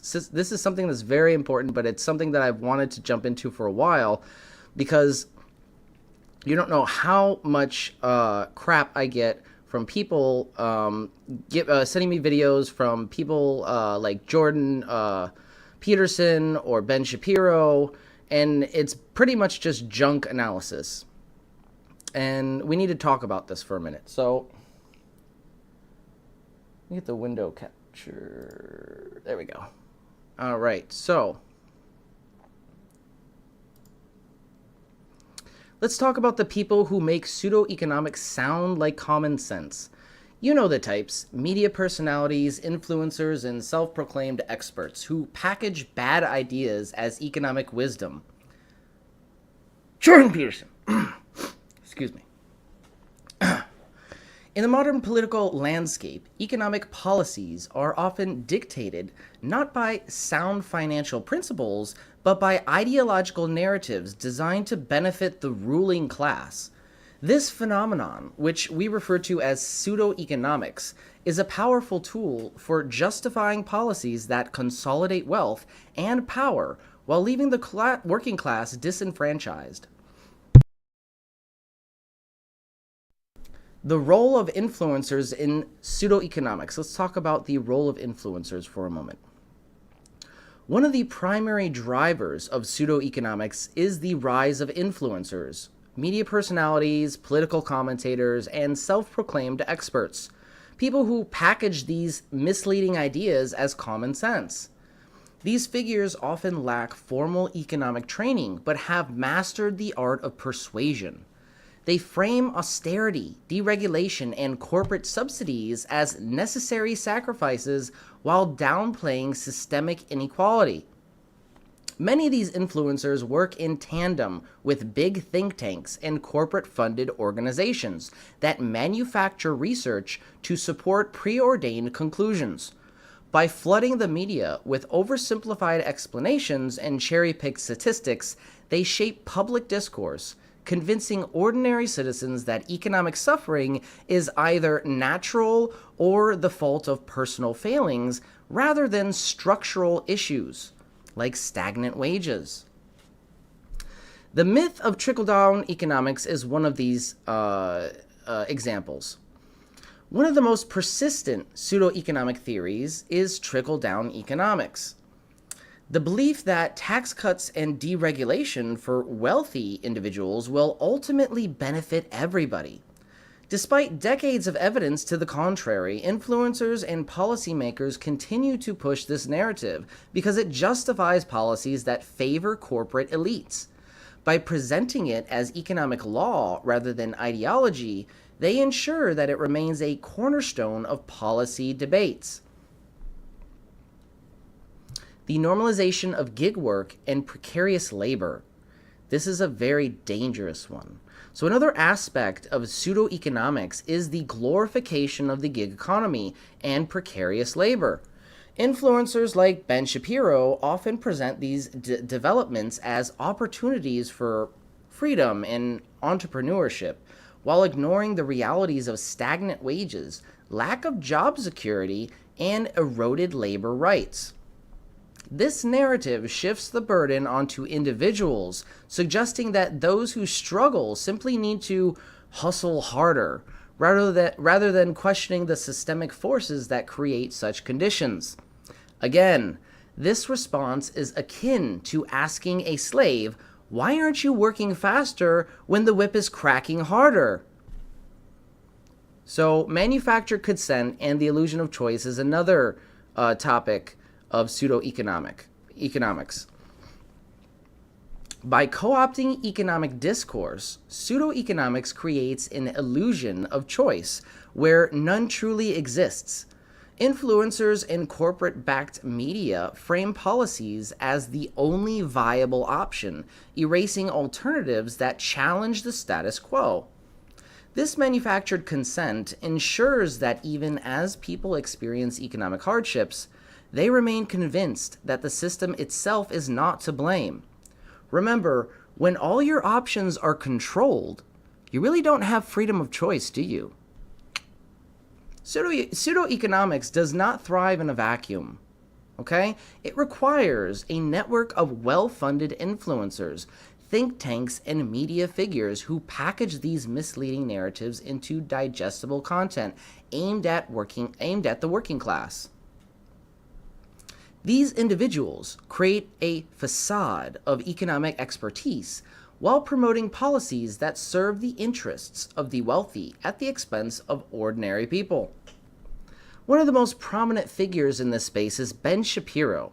Shapiro, backed by billionaire-funded institutes like the Daily Wire and PragerU, presents himself as an intellectual authority on economic issues. However, his arguments often boil down to cherry-picked data and emotionally charged rhetoric designed to pit working-class individuals against each other. He pushes narratives that blame poverty on personal failings rather than systemic issues, downplaying corporate exploitation, wage suppression, and the erosion of workers' protections. Shapiro's strategy is simple, though. Frame economic struggles as a moral and cultural issue rather than a structural one. He often argues that individuals should simply work harder or make better choices, ignoring the real barriers like stagnant wages, skyrocketing cost of living, and corporate consolidation. This messaging serves a dual purpose. It reassures the wealthy that inequality is justified, while convincing workers that their suffering is either natural or self-inflicted. Beyond Shapiro, other figures like Jordan Peterson, Dave Ramsey, and various pundits from Fox News employ similar tactics. They push financial self-help narratives that obscure systemic economic issues, turning legitimate frustrations into culture war distractions. Instead of directing anger at billionaires, monopolies, and exploitative policies, these influencers redirect working-class resentment towards unions, social programs, or even other workers. After all, How can workers from both sides of the political spectrum come together and change things for everybody if they are too busy fighting amongst themselves about trivial culture war issues that have little to no impact on the material conditions of the majority people? The result is a divided working class, too busy arguing amongst personal responsibility narratives and ideological differences to recognize their shared economic struggle. This manufactured division is precisely what allows pseudo-economics to persist and shape public policy in ways that disproportionately benefit the elite. By exposing these tactics and their architects, we can begin to dismantle the myths that keep workers fighting amongst themselves instead of against the system that exploits them.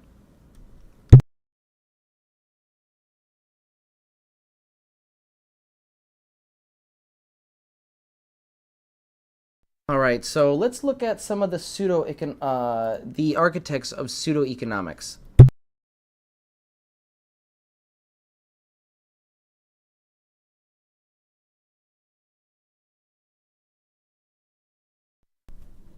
Ben Shapiro, the master of cherry picking. Shapiro loves to blame poverty on personal failings. Just work harder, he says, ignoring systemic issues like wage suppression or corporate greed. So that's like telling somebody with a flat tire to just drive better instead of fixing the pothole-filled road. That's kind of obvious, right? The real agenda here is Shapiro's narrative serves the wealthy by redirecting working class anger toward culture wars. Instead of uniting against billionaires, we're too busy arguing about pronouns and cancel culture, right? Jordan Peterson, the self-help grifter, okay? He's one of my favorite topics because he is so intelligent when it comes to psychology. But once he strays right into economics and politics, he turns extremely ignorant, and it shows, and it's very embarrassing to anybody who actually is kind of well read on these subjects. So Peterson pushes financial self-help narratives that obscure systemic issues. He says, clean your room, while ignoring the fact that the house is on fire. It's like rearranging a deck of chairs on the Titanic. Sure, your room looks nice, bro, but the ship is still sinking. Oh, these grifters. I think they even fool themselves because they make a lot of money. I mean, you know, again, they want to protect their own psyche from the realities that they're a part of the problem, you know. The gig economy, the freedom... is freedom or exploitation, right? That's the question. Well, I would argue it is the latter and not the former. But influencers like Shapiro or Peterson glorify gig work as freedom while ignoring the lack of job security and benefits. That's like calling a hamster wheel a fitness opportunity. Sure, you're moving, but you're not really getting anywhere. Oh, so the takeaway here is don't fall for the grift. These influencers are funded by millionaires and billionaires to keep us divided. They're not here to help you. They're here to sell you a narrative that benefits the elite. And we have an example of irresponsible investing here, and I will do an expose on that in a moment. So let's look a moment at this irresponsible pseudo-economics. And this is a smaller channel that I found, and it's unfortunate, that is giving an argument basically defending the External Revenue Service. So I will do my expose in a moment, but let's just take a look at this for a moment, just a few minutes. Let's talk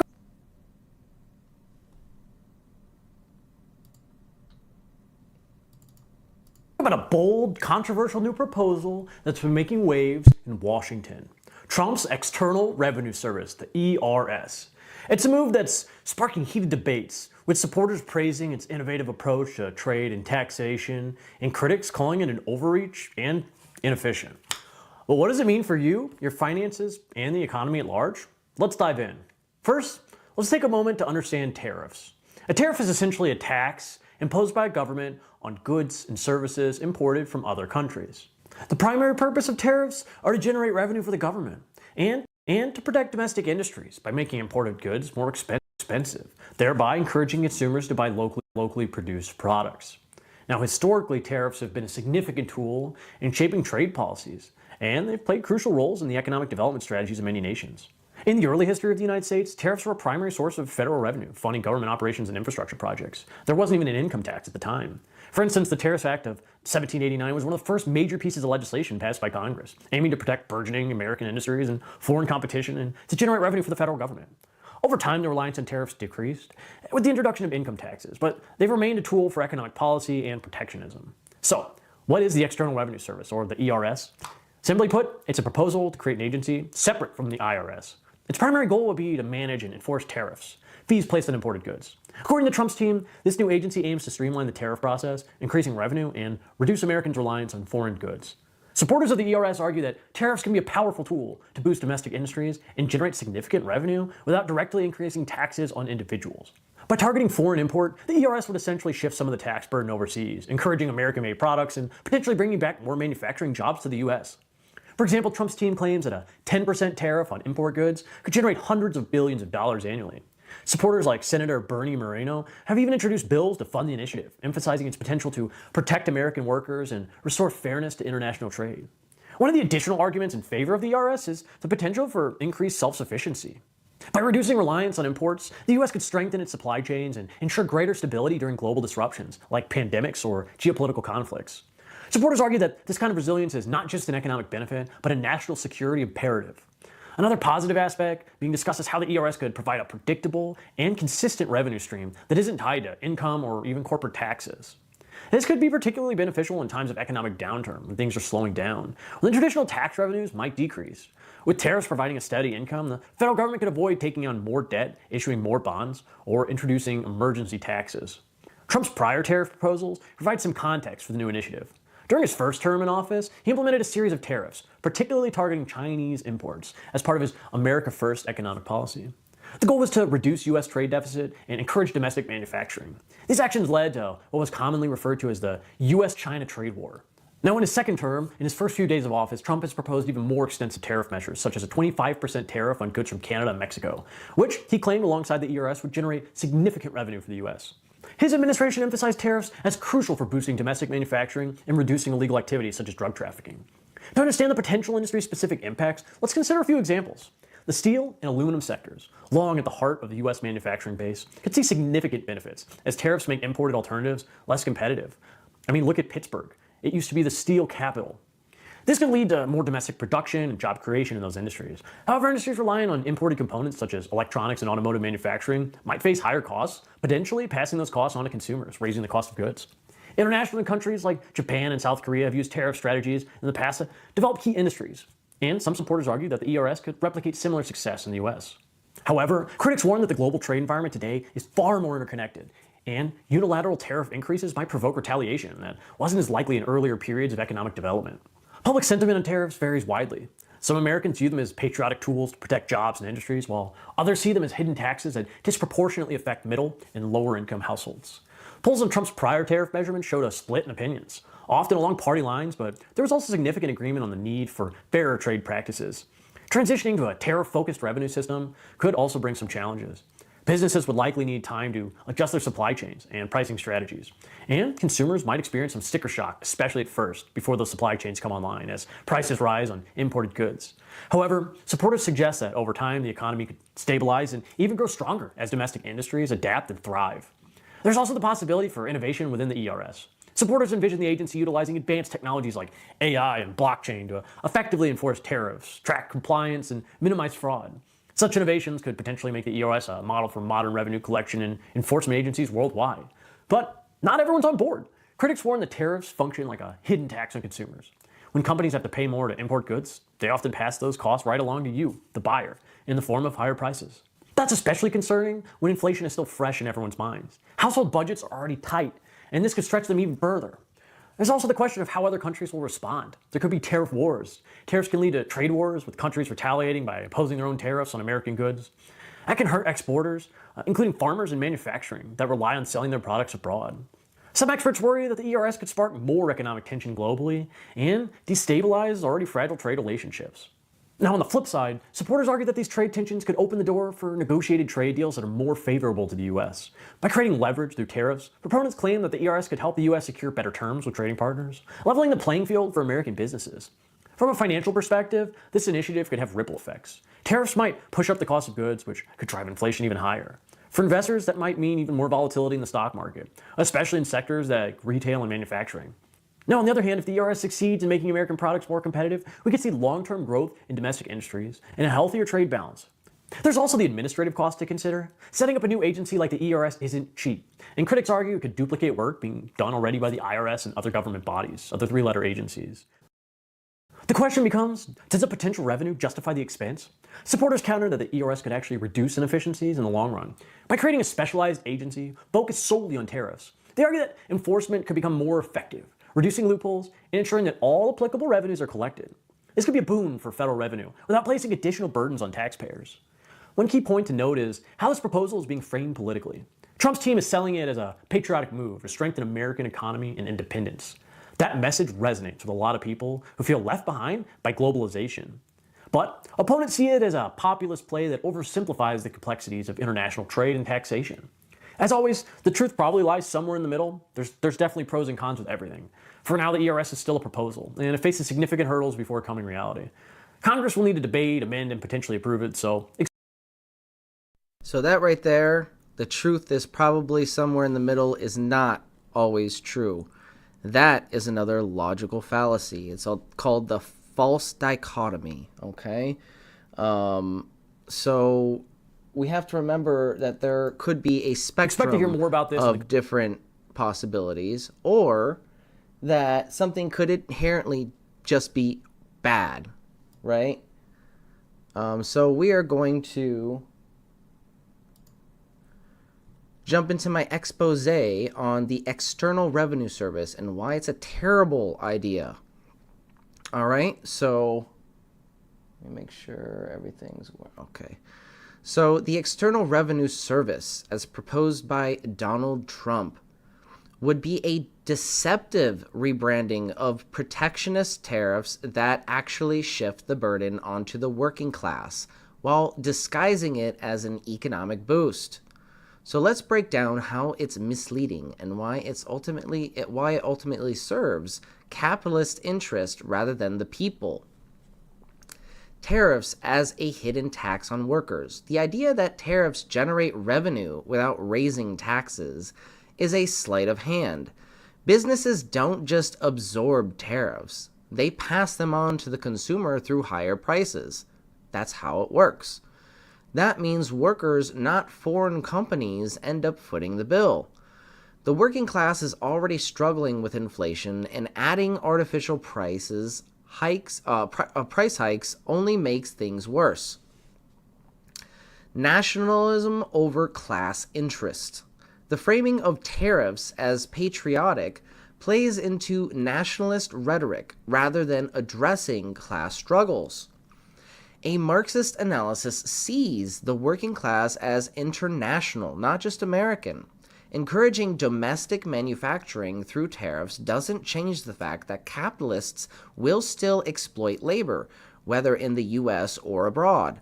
The focus should be on democratizing production, not just shifting exploitation around. The state revenue without structural change issue. Okay, the External Revenue Service is pitched as an alternative revenue source, implying it could replace income or corporate taxes entirely. But without class struggle to redistribute wealth, this just reinforces the capitalist state control. The government is still extracting revenue in a way that disproportionately impacts the working class while avoiding direct taxation of the wealthy. We have an artificial economic nationalism and retaliation issue. Okay, the claim that the External Revenue Service would bring back jobs ignores how global supply chains work. If the US imposes heavy tariffs, other countries retaliate, leading to trade wars, as the video did note, that disrupt economies further. And even if some industries return, corporations will still automate jobs, cut wages, and lobby against labor rights. That's always been the fact. Without workers' control, domestic manufacturing won't benefit the proletariat. It'll just enrich capitalists in different industries. We have an illusion of economic sovereignty. The idea that tariffs make the U.S. self-sufficient is very misleading. True economic independence would require worker-owned industries and the decommodification of basic needs, not just making imports more expensive. Capitalists will seek the cheapest labor possible, whether that's through loopholes, deregulation, or crushing unions. So ultimately, the ERS is just another way for capitalists to maintain control while shifting economic burdens onto working class under the guise of fair trade and national security. A real Marxist approach wouldn't just tweak the tax code, it would dismantle the system that exploits workers in the first place, democratize the enterprise, make the workers part owner of the business. You eliminate the their employee-employer contradiction. Remember, the employee and the employer are at odds. They always have a contradicting agenda. If you eliminate that contradiction, then you make the business more efficient and less exploitative, right? I mean, technically, unless you eliminate capitalism 100% around the world, you would still be forced to interact with capitalist exploitative abusers. And in that way, you would still have to participate in exploitation to some extent. But internally, the business, you wouldn't be exploiting people. You would be agreeing on everything in a democratic workplace. So that is the difference. In conclusion, pseudo-economics is not merely bad policy, it's a deliberate ideological weapon used to justify inequality. By exposing the tactics used by influencers, media figures, and think tanks, we can begin to dismantle the narratives that uphold economic injustice and reclaim a discourse grounded in reality rather than propaganda. So next time you hear someone like Shapiro or Peterson, ask yourself, who benefits from me believing this? The next segment we have is on the 53 days to dictatorship that we saw in Nazi Germany or post-World War II Germany. So the phase one, this is very scary, by the way, but it's important to emphasize in parallel with what's going on today. So phase one was the seizing of power. The capitalist class enables fascism to crush the left. On January 30th, 1933, Hitler becomes chancellor, appointed by President Paul von Hindenburg under pressure from right-wing elites. German capitalists and conservative supporters to the Nazis smash workers' movements and prevent socialist revolution. Now, this is important. Remember that old saying, I did not speak out, and they came for the socialists, but I was not a socialist, so I didn't speak out. And then they came for me. Yeah, they came for the socialists first. They came for the communists first, before they came for the Jewish people. Remember that. They came for the well-organized and ready to defend democracy. So February 1st, 1933, the Reichstag dissolved. The Reichstag, or the German parliament, was dismissed to prepare for new elections. Nazis pushed propaganda blaming economic crises on communist Jews and internal enemies. Phase 2, manufactured crises. Okay, so fascism as a counter-revolutionary weapon. February 27, 1933, the Reichstag fire. The Reichstag building, or the Germans' parliament, is set on fire. Dutch communist Marinus van der Lubbe arrested, likely framed. Nazis used the fire as an excuse to claim a communist uprising is imminent. February 28, 1933, the Reichstag fire decree. The crackdown begins. Hindenburg signs an emergency decree stripping away civil rights. Freedom of speech, press, and assembly is abolished. Communists, the KPD, and socialists, the SPD, are arrested en masse. Trade union officers raided. Leftist newspapers shut down. 10,000 communists jailed in days, including Ernest Thälmann, KPD leader. The concentration camps, like Dachau, are first filled with socialists and communists, not yet Jews. Phase 3, legal coup. State becomes a fascist instrument. March 5th, 1933, Reichstag elections rigged against the left. Nazis win, 43.9%, not a majority, but with allies, they control parliament. Communist deputies, KPD, are banned from taking their seats, ensuring Nazi dominance. March 23rd, 1933, Enabling Act, democracy ends, dictatorship begins. Passing in a Reichstag without communist opposition, SPD still resists, but is powerless. So the socialists still resist, but are still powerless. This gives Hitler total legislative power. Parliament no longer needed. SPD leader Otto Wels makes the last anti-fascist speech in the Reichstag. How fascism crushes the left before other enemies. So why socialists and communists first? Well, they were the only real opposition to Nazi rule.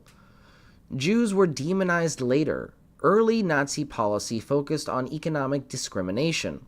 Trade unions absorbed into the Nazi-controlled German Labor Front, May 1933. SPD outlawed in June 1933, KPD already banned by then. July 1933, Germany is a one-party state, Nazis only. So what's the takeaway here? Well, fascism is a last resort of capitalism. Big business propped up by Hitler to destroy the socialist threat. Okay? The state serves class interests. Once the ruling class aligns with fascists, democracy is soon by discarded. So the lesson here is that the left was divided. The KPD and SPD, the socialists and communists, were divided and failed to unite, allowing Nazis to pick them off before turning to other enemies. So who were the KPD and SPD in the situation of America? Well, they're the working class, the different working class. We have right now in that parallel, working class people divided on the left and the right. We have Democrats and Republicans fighting amongst each other as workers.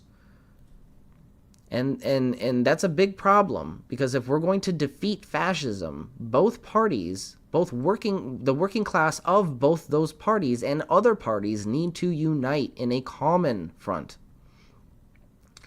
So now we have something a little more interesting in Marx My Words.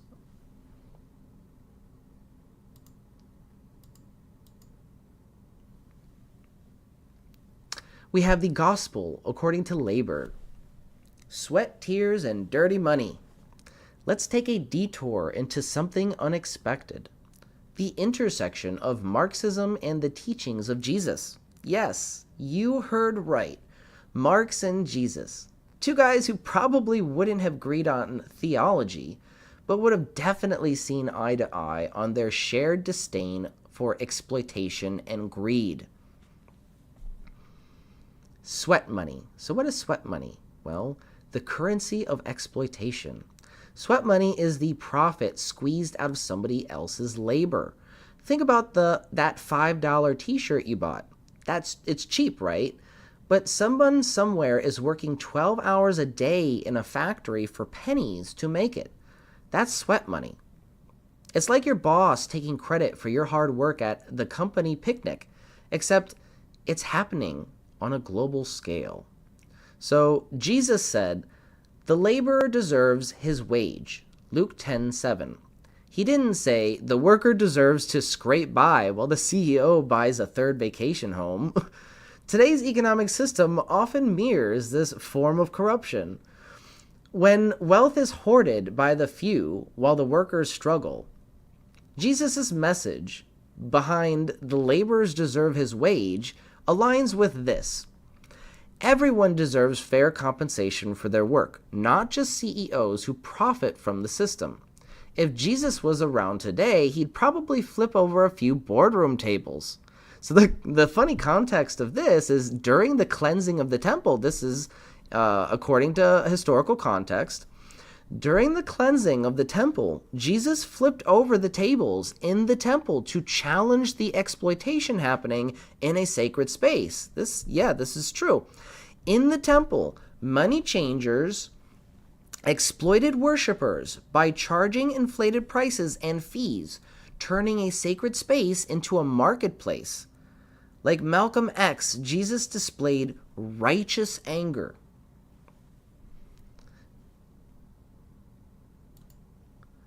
So what is tier money? Well, the profits of suffering. Tier money is the wealth extracted from pain and despair. Think payday loans with 400% interest rates, or Big Pharma charging $300 for insulin. It's evil. It's evil, just plain and simple. It's really like a vending machine that charges you $10 for a bottle of water when you're dying of thirst in the desert. Slap to the face. In Matthew 25:40, Jesus said, "Whatever you did for one of the least of these, you did for me." Exploiting someone's suffering, that's like slapping Jesus in the face. Don't slap Jesus in the face. Blood money. So what is blood money? Well, blood money is the cost of life. We've seen a lot of repercussions of this recently with the accused assassin of this United Healthcare CEO. So blood money is profit soaked in death. War profiteers, fossil fuel companies, and corporations with deadly labor practices. Even your 401k might be funding this stuff without you realizing it. And it's sad. So it's like buying a lottery ticket with somebody else's life savings, except the lottery is rigged and you're the one losing. Marx thought that all value comes from labor. So when billionaires hoard wealth, they're essentially stealing the value created by workers, you. It's not just unfair, it's theft. The common thread here for class struggles is noted by zooming out.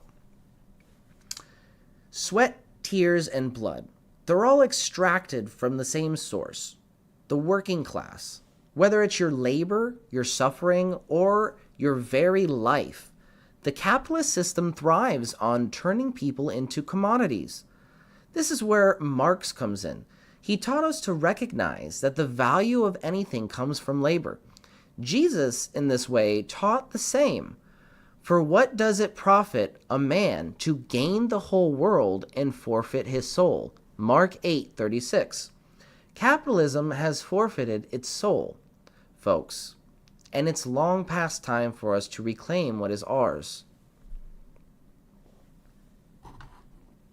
So the path forward is a revolution of love and justice. What do we do about all this? First, we educate ourselves and others. Recognize the system at play. Tear down the false narratives that equates wealth with morality. Second, we organize, whether that's unions, community groups, or just talking to your neighbor about these issues. And finally, we demand change. Not just policy tweaks, but a fundamental restructuring of society. And here's where we end with a bit of hope. The fight against dirty money, whether sweat, tears, or blood, isn't just a political struggle. It's a moral one. It's about the very essence of what it means to be human.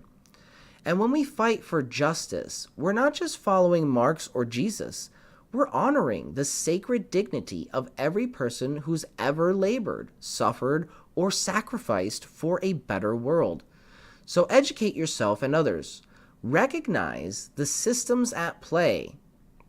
Organize, whether it's unions, community groups, or just talking to your neighbor, and demand change. It's like fixing a leaky roof. You can keep patching it, or you can rebuild the whole house. It's up to you. Luke 14:12. Then Jesus said to his host, "When you give a luncheon or dinner, do not invite your friends, your brothers, your sisters, your relatives, or your rich neighbors. If you do, they might invite you back, and so you will be repaid. But when you have a banquet, invite the poor, the crippled, the lame, the blind, and you will be blessed. Although they cannot repay you, you will be repaid at the resurrection of the righteous." Proverbs 22:22 and 23. Do not exploit the poor because they are poor, and do not crush the poor in court, for the Lord will take up their case and exact a life for a life. Proverbs 14, verse 31. Whoever oppresses the poor shows contempt for their maker. Whoever is kind to the needy honors God. John 3:17. If anyone has material possessions but sees a brother or sister in need, how can the love of God be in that person? Dear children, let us not love with words or speech, but with truth and action. James 2, verse 2 through 4. Suppose a man comes into your meeting wearing a gold ring and fine clothes, and then a poor man in filthy clothes comes in. If you show special attention to the man wearing fine clothes and say, "Here's a good seat for you," but you say to the poor man, "You sit there at my feet," have you not discriminated amongst yourself and become judges with evil thoughts? And thus is the word, marks my word. All right, so moving into the segment 3 is my State of the Union address. We are going to take a brief intermission and transition over to segment 3 while I address chat and get segment 3 ready for everybody.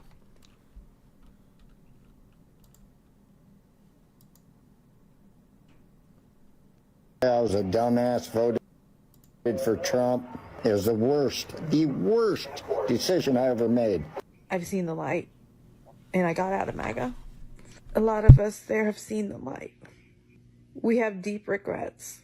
I feel guilty because I voted for Trump twice. I feel very guilty because I feel responsible. That's why he's still running. I used to be a MAGA Republican, and now I've turned blue. And it makes me emotional to know that I ever fucking stood by idly and blind and let that shit happen. Because I know that I have been a Trump supporter, and I can no longer say that I am MAGA. And I regret my vote for Trump. I voted for Trump. I'm done. I don't have any more resilience. Yeah, you can only teach somebody who wants to be taught. I can't believe I have to say this, but you're right. I'm no longer rocking with Trump. Dude, I was the first Gen Zer to support Trump. I definitely preferred him in 2016 and to some degree 2020. I was with Trump for 9 straight years, 2016 to today. I didn't vote for him in 2024, actually, thank God. But what happened between me and the employee who told me about the new policy change for giving free water, man, I'm disappointed. I'm very disappointed in Trump right now. We would have been way better off with J.D. Vance or Butch Ware or Candace Owens, but we got Trump, and we know Trump for who he is. He's a corporate shill. He's imposed tariffs. That's not a conservative move. That's not even a nationalist or imperialist move. That's worse than imperialist. It's a feudalist neocon move. And Trump, I hope you know better. I should have boycotted Starbucks in October of 2023, but I didn't because I was stupid as hell. Today, I'm going to sell my Trump stock, and I'm also going to be boycotting Starbucks moving forward. Yeah, we voted for Trump in 2016, 2020, and 2024. We live in the Florida Panhandle, and we thought that this would be good for our business, but we're finding out now that we were wrong, and I want to publicly say that we are regretting our votes at this point. My husband and me own a construction company, and we literally do not have workers anymore. Most of our workers are from Mexico, and they're good, hard workers. I talked to a few of them, and they said they were just too scared to come back to work because of all the raids. Our construction company is likely to go out of business now, and we don't know what we're going to do, but we're never voting for a Republican again. Ron DeSantis and Trump have been passing laws that negatively affect our business, and I just want to say that I'm sorry for voting for him. I grew up Republican, and it's all I've ever known, but now I can see that me and my whole family have been very wrong about this. So we hope that 2026 comes and we can take back the House and the Senate and stop him from what he's doing. There's a special election coming up in Matt Gaetz's district, and we're going to do everything we can to advocate for a Democrat taking that seat. Is anyone else's head spinning right now at everything Trump's doing?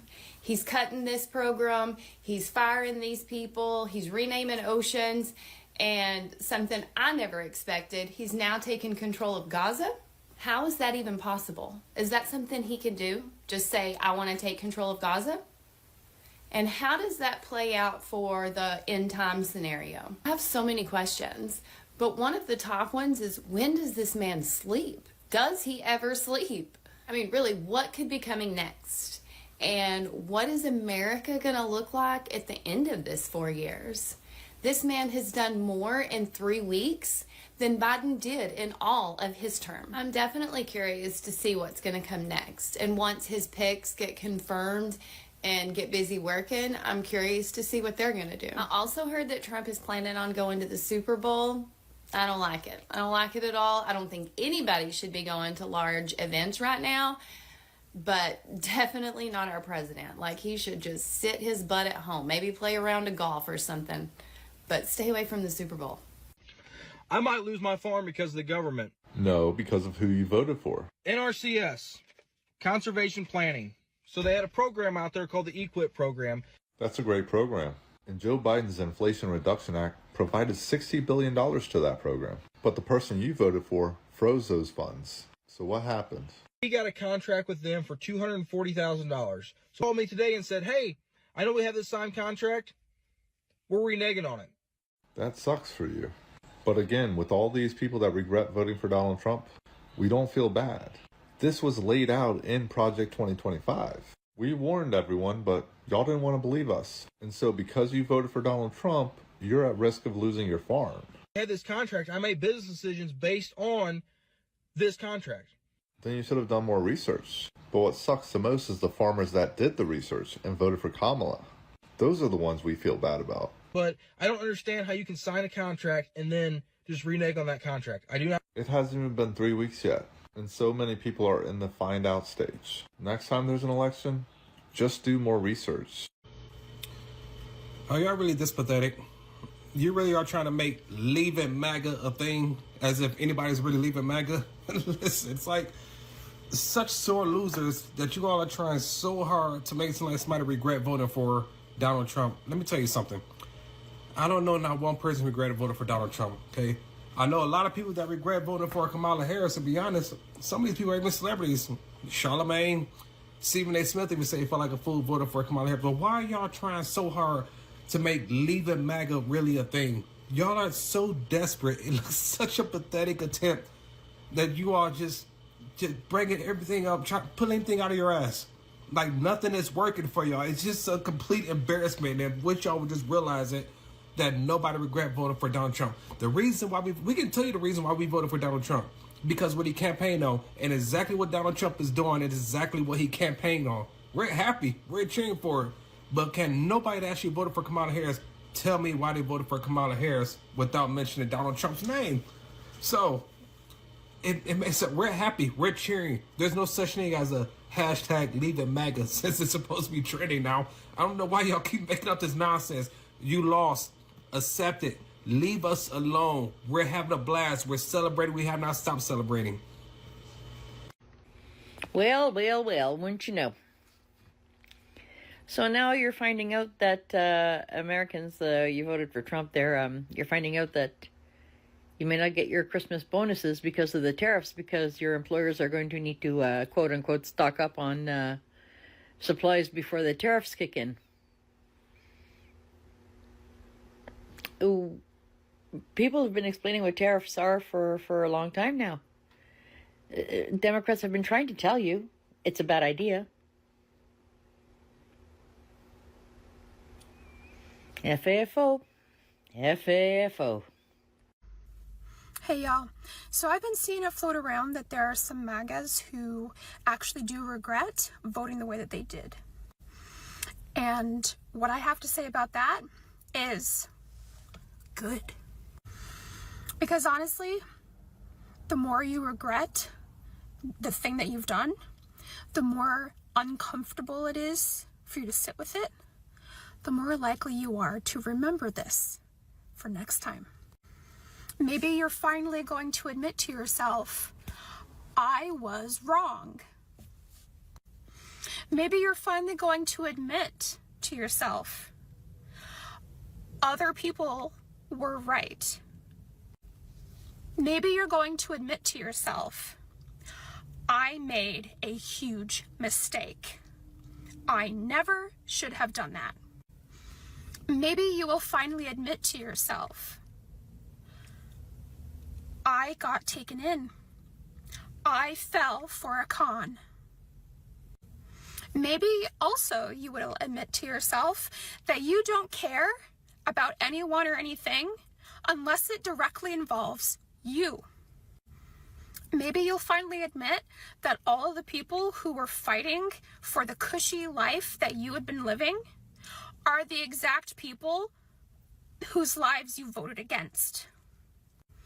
Maybe you'll finally realize how complacent you'd become. And maybe you'll finally realize, yeah, you know what?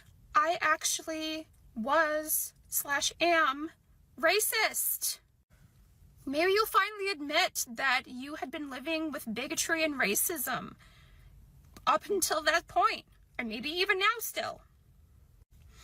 And maybe you're going to finally realize that what we're all facing now, you included, is not how we want to live. So yes, good. Regret it. Be uncomfortable. Sit with that, because nobody's going to have any sympathy for you. You're going to sit with that all alone, and you're going to have to face some hard truths. And I really hope that this experience changes you for the better. Because honestly, if it doesn't, then you kind of truly are a lost cause. Meanwhile, everybody else, what do we get to say? I told you so. So I'm in Walgreens, and there's this guy in front of me who's all decked out in his MAGA gear. The one with the daddy's home, you know, with the fist in the air. Anyway, he's there with his MAGA hat on and his Trump shirt, and he's getting his prescriptions. So the lady behind the counter that's helping him lets him know, sir, I've noticed that you have TRICARE as your insurance, and I'm just letting you know you should be getting a letter in the mail that we are no longer going to be contracted through them at the end of this month. He said, what do you mean? We got Selfridge right down the road. What do you mean you ain't going to be contracted through no veterans insurance? And she said, sir, there are a whole lot of administrative changes that are going to be going on, and Walgreens, the company, is unsure of what contracts through the VA, what contracts for the military are going to be revised or pulled. She says, now, I'm sure there are other pharmacies such as CVS or mail-in pharmacies such as Express Scripts that will still honor your insurance. But as far as Walgreens, we will not. And boy, did this man get so mad. He didn't understand what was going on. So she broke down to him what was happening. She's like, you know, he's talking about getting rid of VA hospitals. He's getting rid of possibly disability for veterans. Or putting a 10-year max cap on that, and it's going to be an extremely hard process to even be approved for that. So this guy, he's just like staring at her, and he goes, well, shit, I don't know what I'm going to do. He said, you know, the only thing that I live off of right now is my VA and my Social Security. And she just kind of looked at him, and I looked at him, and I said, they're going to be taking your Social Security too. And I looked down at his shirt, and I looked back up at him. I said, you know, from one veteran to another, Daddy doesn't give a fuck if you have your medicine or not. He really doesn't. He doesn't care that you served. He deferred his freaking draft 4 times because his feet hurt. I mean, what do you expect from the guy? Well, Republicans are supposed to be all about their military. I said, this is not about Republicans and Democrats, sir. There's Republicans, there's Democrats, and then there's MAGA. And I said, and unfortunately, you're all a part of the MAGA. I said, hey, you voted for him. You fucked around, and now you're gonna find out. And I kind of feel bad because his face was just so like this was the first time he ever heard this. This was the first time he was ever hearing that as a veteran, his benefits, his security is being threatened. That his Social Security is being threatened. Like, where the fuck are these people staying? Where are they at? Like, living under a rock? I don't get it. But anyway, that's my story. You know, at the end of the day, with all of MAGA figuratively shoving our nose in our own shit like we're dogs in order to feel superior about Trump winning the election, I actually pity this man that she's talking about. And here's the thing. We have no idea what's going to happen. And I'm a veteran. My parents are veterans. I'm a military brat through and through. And now veterans' options are going to be severely limited, as if vets don't have a hard enough time already. There's a lot of consequence that comes from the results of elections and the words that comes out of politicians' mouths during these elections. It kind of reminds me of this debate I was having with somebody recently who was saying, don't worry about mass deportations. That's not going to happen. He doesn't have the power to do that. It was just a ploy. It was a talking point or whatever. Well, that remains to be seen. And beyond that, he appears to be doubling down. It's going to have massive implications for our economy. And even if that never happened, which it's looking like it is, just the fact that it has been used as a part of his political strategy is going to have, and has had, demonstrable consequences in our communities. The same way that his Project 2025 initiative that he pretended to not know anything about and everyone looked the other way is going to have massive implications. If I've said it once, I've said it twice, and I've said it thrice. Having zero scope of what your iconic billionaire leader is proposing in his policies simply because he loathes the same groups of people that you do is the ultimate fuck around and find out karma that you are about to receive. Are my MAGA family regretting their decisions? No, they're celebrating. They're celebrating the deportations. Yeah. I'm going to have to put on my fucking double-seeing glasses because I can't even begin to see the amount of bullshit coming from you. I do not like this song. Santa Claus is coming to town. Do not come to my town. People are starting to realize that,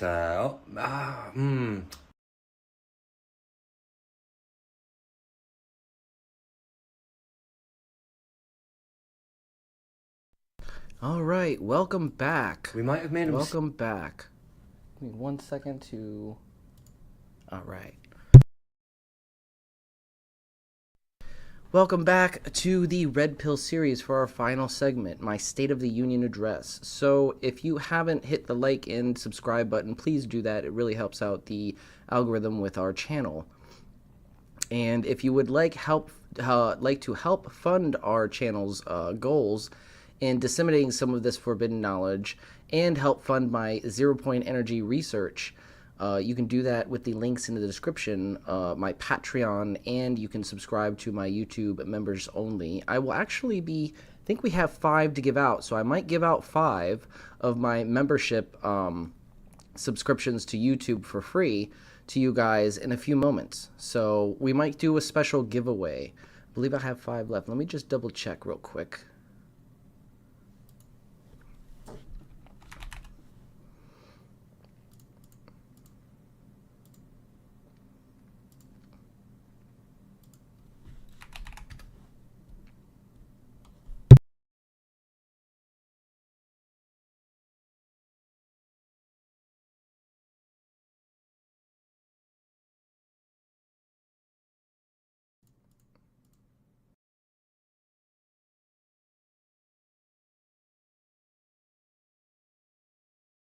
Yes, we do. We have 5 free memberships to gift out this month for everybody. So stay tuned. And after my State of the Union address segment, we will be giving out those 5 free memberships for you guys. Hey, what's going on, Mitchell? I appreciate you. You are awesome too, man. You guys are all awesome. We have the best chat in the entire world. Our community is probably one of the best in the entire YouTube, in the entirety of YouTube. So let's move into my State of the Union address. So, Trump halts all federal spending to prepare for a tax rape of our working class as egg prices continue to skyrocket.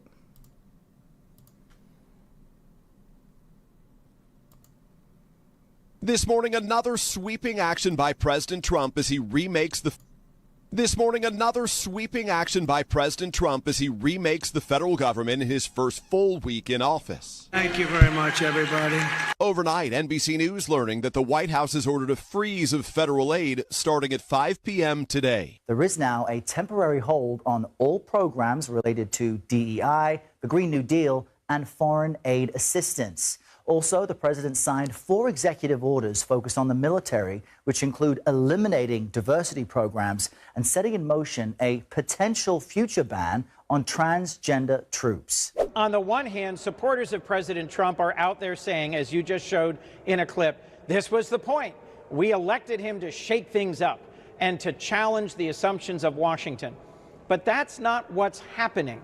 What's happening is that dollars that come from Washington to our communities, to our schools, to our senior centers, to our police departments and fire companies are being frozen so that money stays here in Washington so that Trump can spend it in expanded tax cuts later this year. That's exactly what they're discussing at the Doral Golf Resort in Florida right now. Okay. Let me close that out. So, WTF is happening? What the F is happening? Trump stages another coup. We know when the people turn out. There are 300+ million of us. And there's one Elon Musk and his 5 pimply college students. No fucking way does this guy get to take away the United States from us. I'm gonna leave you with a video here at the end from somebody in Congress who does care. And I hope you will take the information from this video, do some investigating, and start acting. You are capable. This is your country. What you do now does matter.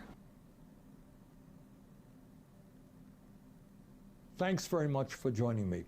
We are living in a dangerous and unprecedented moment in American history. And I'm getting a lot of calls from people who are not only upset about what's happening, but are wondering how we best go forward. Well, let me tell you, We've got to be smart, we've got to be organized, and we've got to fight back. This is not a time for wallowing in despair and hiding under the covers. The stakes are just too high. We're not just fighting for ourselves. We're fighting for our kids, for future generations. We're fighting for the future of this planet. In the first 2 weeks of his presidency, Donald Trump defied the Constitution by ending birthright citizenship, fired government watchdogs, allowed drilling along our coastlines, pardoned violent insurrectionists, suspended all foreign aid, and tried to cut off virtually all federal funding. So, how do we go forward? First, to be effective, we've got to understand what, in fact, is happening around us right now. Second, we need a short-term strategy. What do we do tomorrow and the next day and the day after that? Third, we need a long-term strategy. How do we build a movement that gains political power? Here is, in my view, a brief overview as to what is happening under Trump. Most importantly, the move toward oligarchy in our country, government run by the rich and the powerful, is proceeding rapidly. And it's not being done secretly. A little over a week ago, Donald Trump was inaugurated for his second term. Standing right behind him were the three richest men in the world, Elon Musk, Jeff Bezos, and Mark Zuckerberg. Men who have become over $200 billion richer since Trump was elected and who now are worth almost $1 trillion more money than the bottom half of American society, 170 million people. But it's not just oligarchy that we should worry about. This country under Trump is moving rapidly toward authoritarianism. Just a few examples. In violation of the Constitution and federal law, Trump attempted the other day to suspend all federal grants and loans. That means he blocked funding for Medicaid, Head Start, food stamps, homeless veterans, etc., etc. Tens of millions of Americans, some of the most vulnerable people in our country, were impacted by that decision. Fortunately, Americans all across the country stood up in outrage.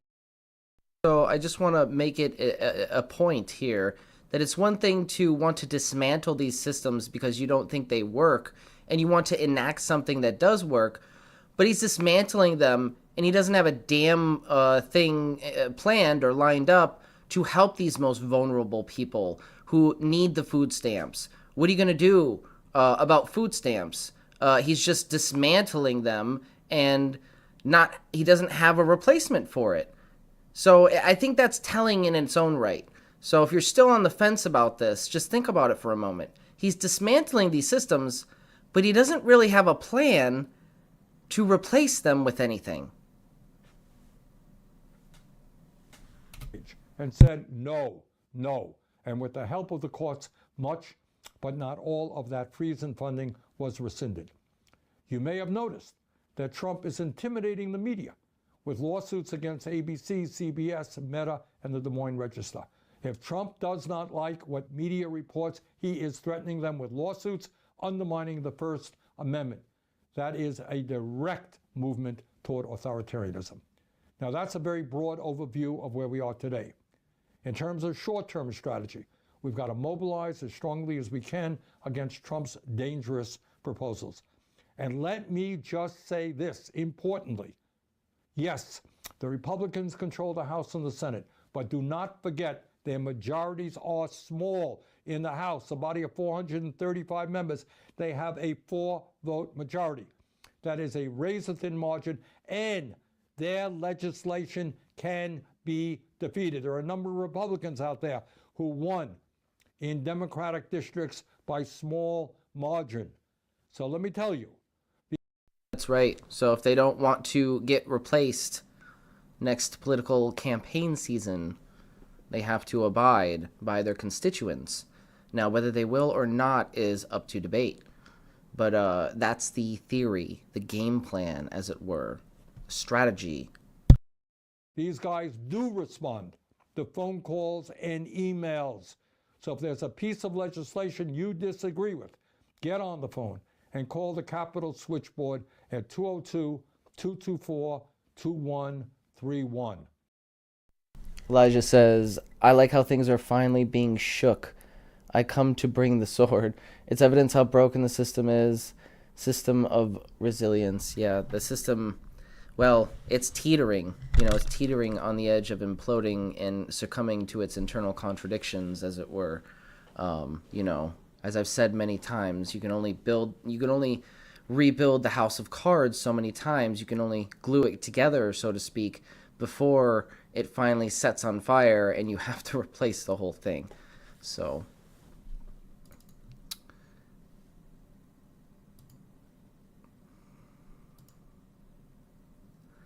all right.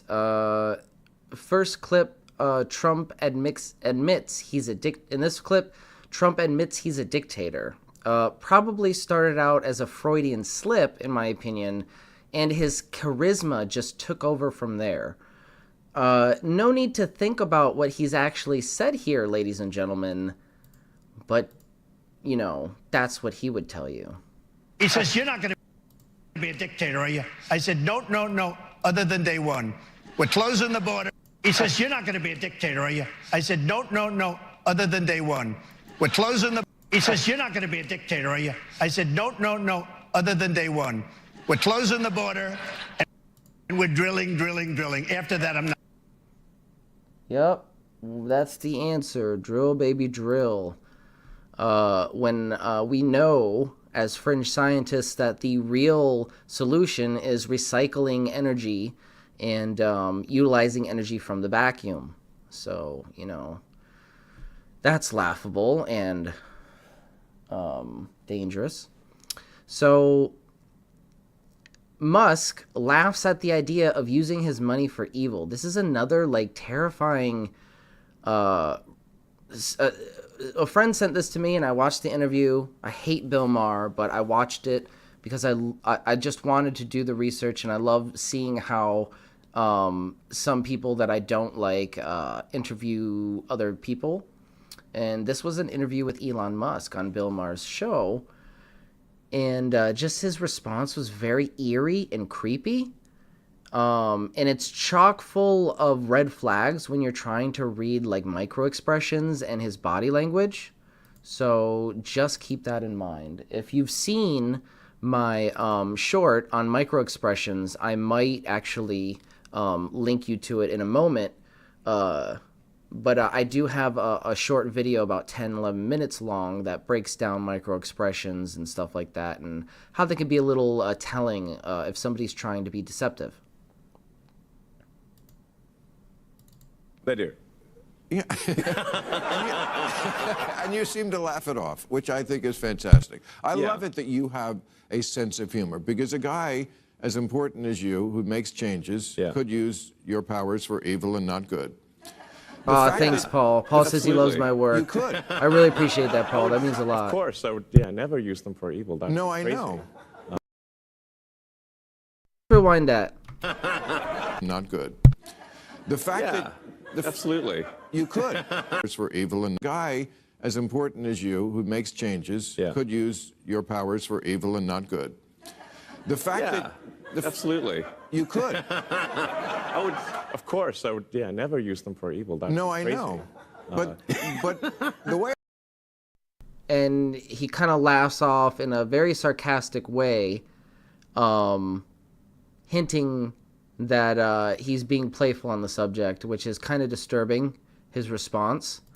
And I think it's very telling, too, because he's not a very good liar. He's not very charismatic like Trump is. He's not very intelligent. So these kind of things, you know, they're red flags, and this was filmed a long time ago. And you kind of, like, juxtapose that to what's happening now, where he literally gave a Nazi salute, and then after that did a speech in front of a German party of neo-Nazis, telling them they have nothing to feel guilty over.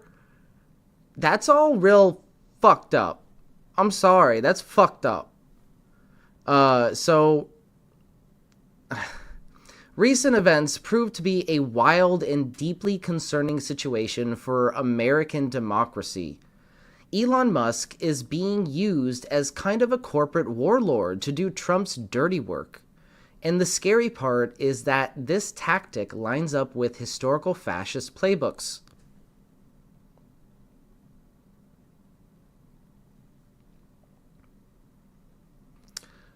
Playbooks where private industry and far-right political movements merge to consolidate power, undermine democratic institutions, and suppress opposition. The parallels to Nazi Germany are striking. We've discussed them earlier.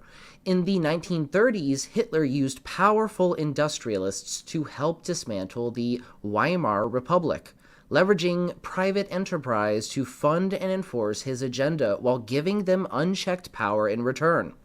The corporate elite, like Krupp and IG Farben, were willing to go along with it because they saw an opportunity for financial and political gain, just like Musk might see in aligning with Trump. Mussolini literally defined fascism as the merger of corporate and state power. And if Musk is blocking elected officials from entering government buildings while being granted access himself as an unelected official, that's a clear indicator that corporate oligarchy is being weaponized against democracy right now. So 1 week after a judge orders federal funding freeze lifted, Trump still hasn't followed the order. Basically just like a mobster, just ignoring it. Like everything he was taught by his mentor.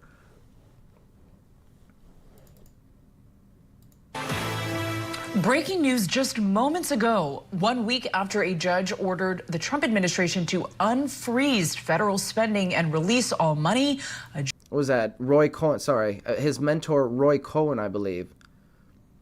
Judge says Trump hasn't followed his order. Scripps News legal affairs correspondent Abijoy Burnett is live for us right now. Abijoy, I know this is just coming down. Why is this judge issuing a new order in this case regarding government funding? Hey there, Liz. Well, this judge says new evidence has been presented in this case to prove that there's a possibility. Yeah, no, he's like a tech nerd, right? I mean, it's not to say that he's got a bad personality per se. You know, if you take Elon Musk, subtract all the Nazi BS and the corporate BS, just his personality before he was kind of like a celebrity figure, I guess. Yeah, just he was kind of probably like a tech nerd, but he wasn't very charismatic like Trump. You know, Trump just knows how to play a room. He was an actor. He was on The Apprentice. You know, they kind of rigged that show to be a show. You know, it was all staged. And Trump, you know, like went to great lengths to make people believe he was somebody he really wasn't. You know, because he's that charismatic. You know, he knows how to play a room in that way. He knows how to make people secure or feel secure. Possibility that the federal government is not sending out the money that it's been ordered to send out. Remember, when President Donald Trump came back in office, one of his first executive orders had to do with putting a freeze on funding so that they could review how this money was being spent and to also ensure that fraud wasn't in play. But there were ripple effects with regards to this funding freeze. We started to report on issues with the Medicaid portal, for example, because that is something that many people started to report about there being an issue with. We also know that there are organizations across the United States that reported not being able to get the funding that they need because they operate sometimes on a week-to-week basis where. So they halted funding. So, I mean, the Medicaid portal goes down, meaning they can't perform the maintenance or renew the domain or whatever kind of costs they need to keep that domain up or the portal running goes down. I mean, that's just like a cause and effect. There's a correlation there. And anybody who relies on Medicaid, like somebody like me, is like, oh shit. You know, thank God I actually don't have Medicaid right now. I think I have a couple more months left on my previous employer's benefits, but, you know, pretty soon I will. And, you know, as I've stated before, I applied for food stamps when I was in the gig economy, working at DoorDash as my primary job because I couldn't find another job because my previous employer, which I had which I was certified for and highly trained for, laid everybody off. Not because anything we did, and they lay us off in the winter usually, but they'll rehire us. But they said don't expect rehire because they lost a couple contracts. So they pretty much hired a bunch of people, like new people, new people, and I was a second-year veteran, and they told everybody, even the veterans, like yeah, except for the core team of a small group of maybe like 10 techs. Yeah, everybody got fired and told not to expect a rehire next season. So we had to look for new jobs. And in between jobs, I applied for food stamps while I was in the gig economy. And I was told that I wasn't working enough hours to be acceptable for food stamps. That was the first time in my entire life that I've been denied food stamps while transitioning between jobs. I had 2 previous experiences with food stamps that worked just like that. The second time wasn't a lot because, again, there's this Republican push to cut food stamps and Social Security nets, safety nets, that directly benefit people like me, despite the propaganda that they would have you believe otherwise. So I, for the first time in my life, a program which I had previously been able to rely on to transition between jobs, I can no longer rely on. And we were basically relying on the graciousness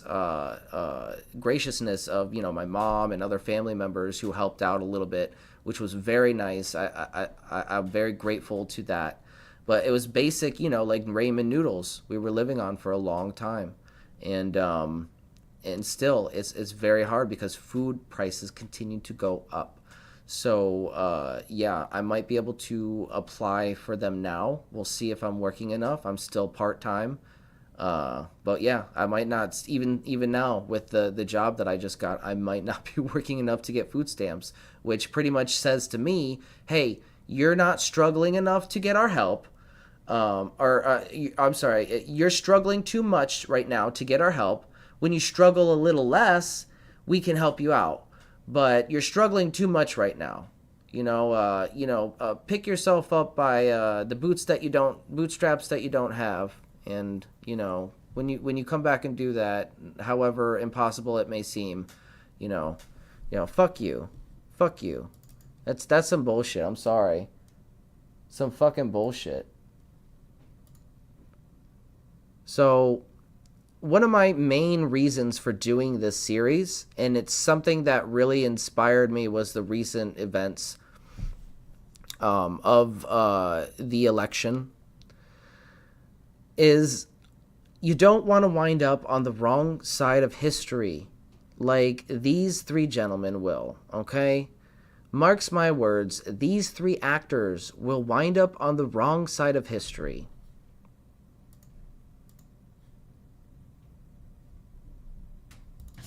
We are in the presence of a really mythical character. I love mythology.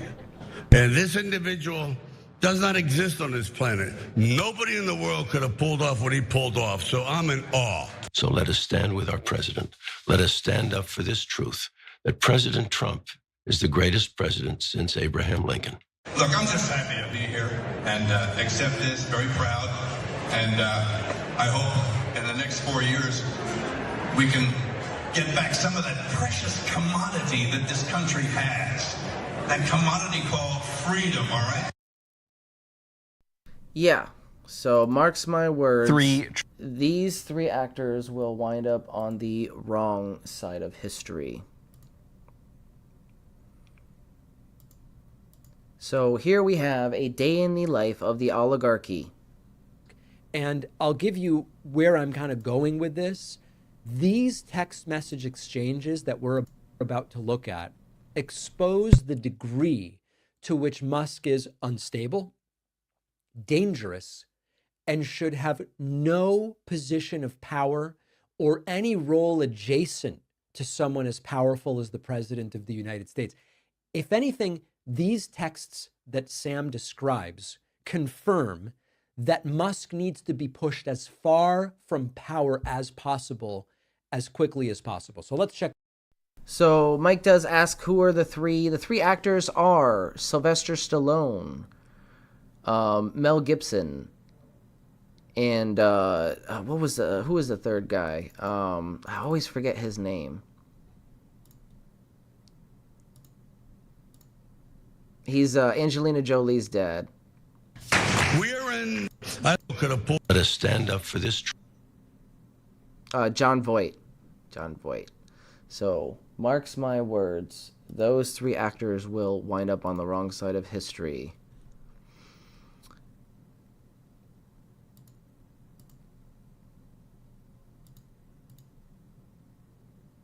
And I'll give you where I'm kind of going with this.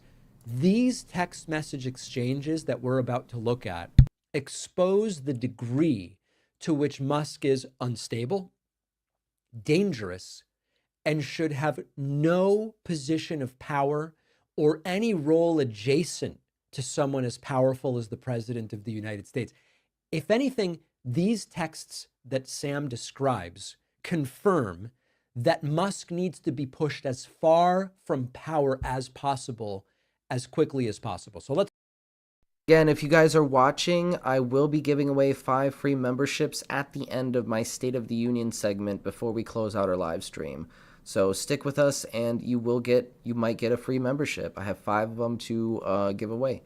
So that's pretty nice. YouTube does that for us. I don't know why other channels don't do it, but I don't see a lot of other channels doing it, to be honest. I see other people gifting in the chat, but the channel itself, I guess apparently YouTube has given us like 10 per month to give away.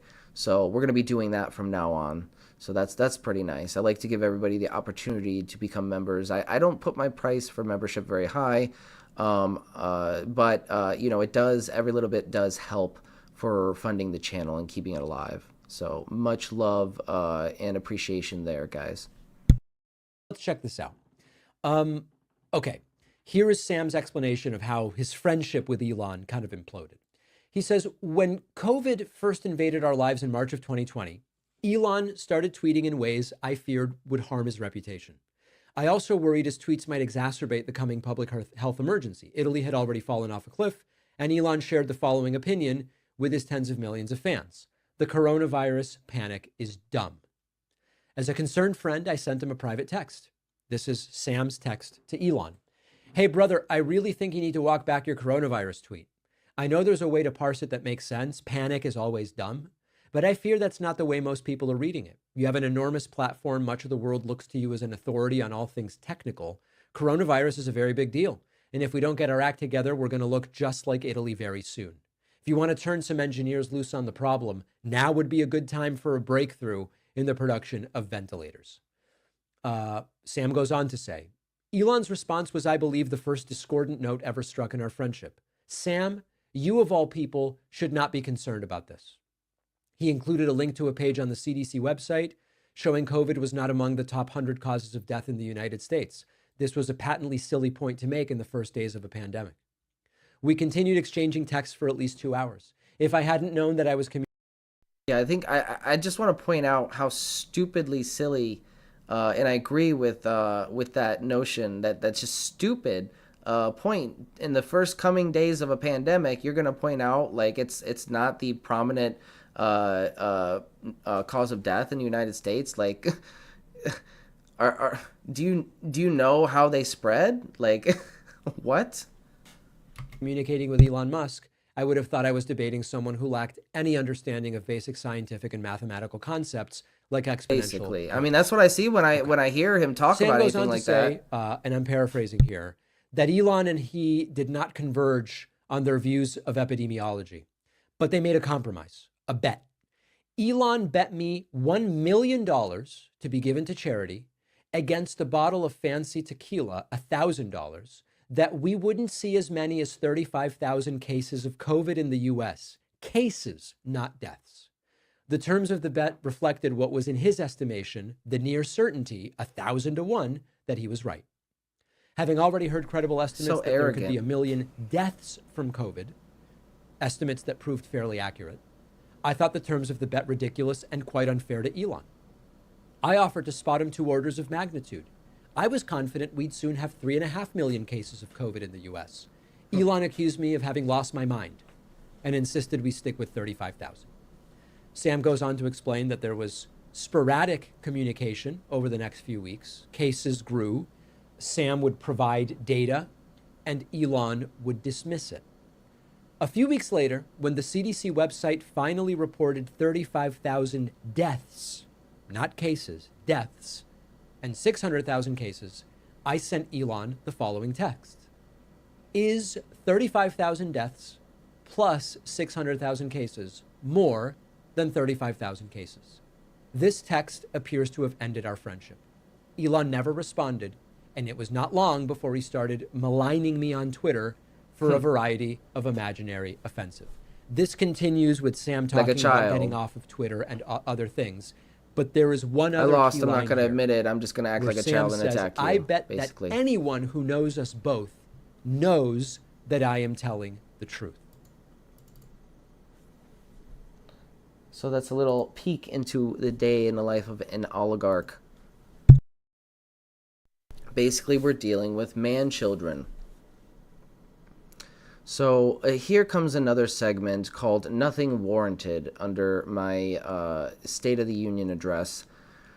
This is a very important video that some of you might need to see.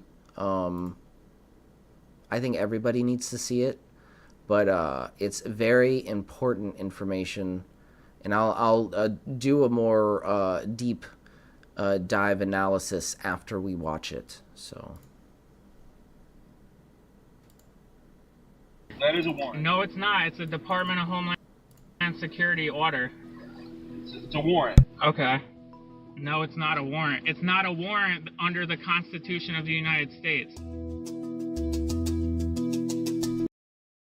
So this ICE arrest was shut down by a citizen who knew his rights. And this is a perfect example of why you need to know your rights. Warrant of arrest of alien. Yeah, warrant of arrest of alien not signed by a judge. It's not a judicial warrant. I have no obligation to oblige by that warrant. Brian McCormick is the executive director of a local immigrants' rights group. He was pulled over with 2 undocumented immigrants in his car.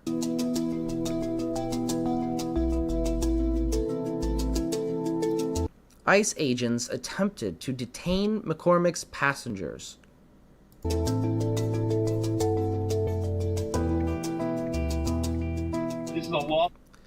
This is a lawful warrant, the cop said.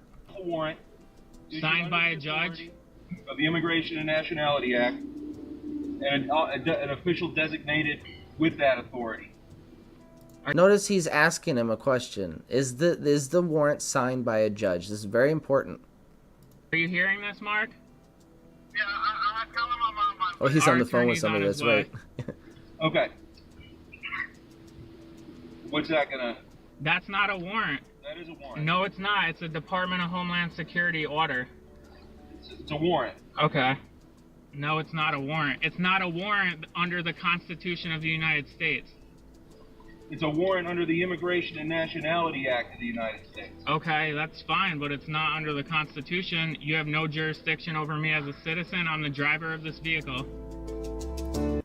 An ICE warrant directs various federal immigrants enforcement agents to arrest the person named in the warrant because it is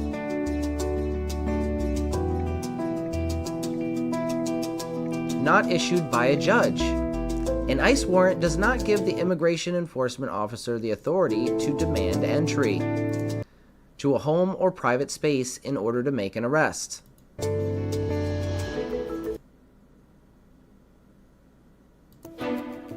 McCormick said ICE tried to intimidate him into complying.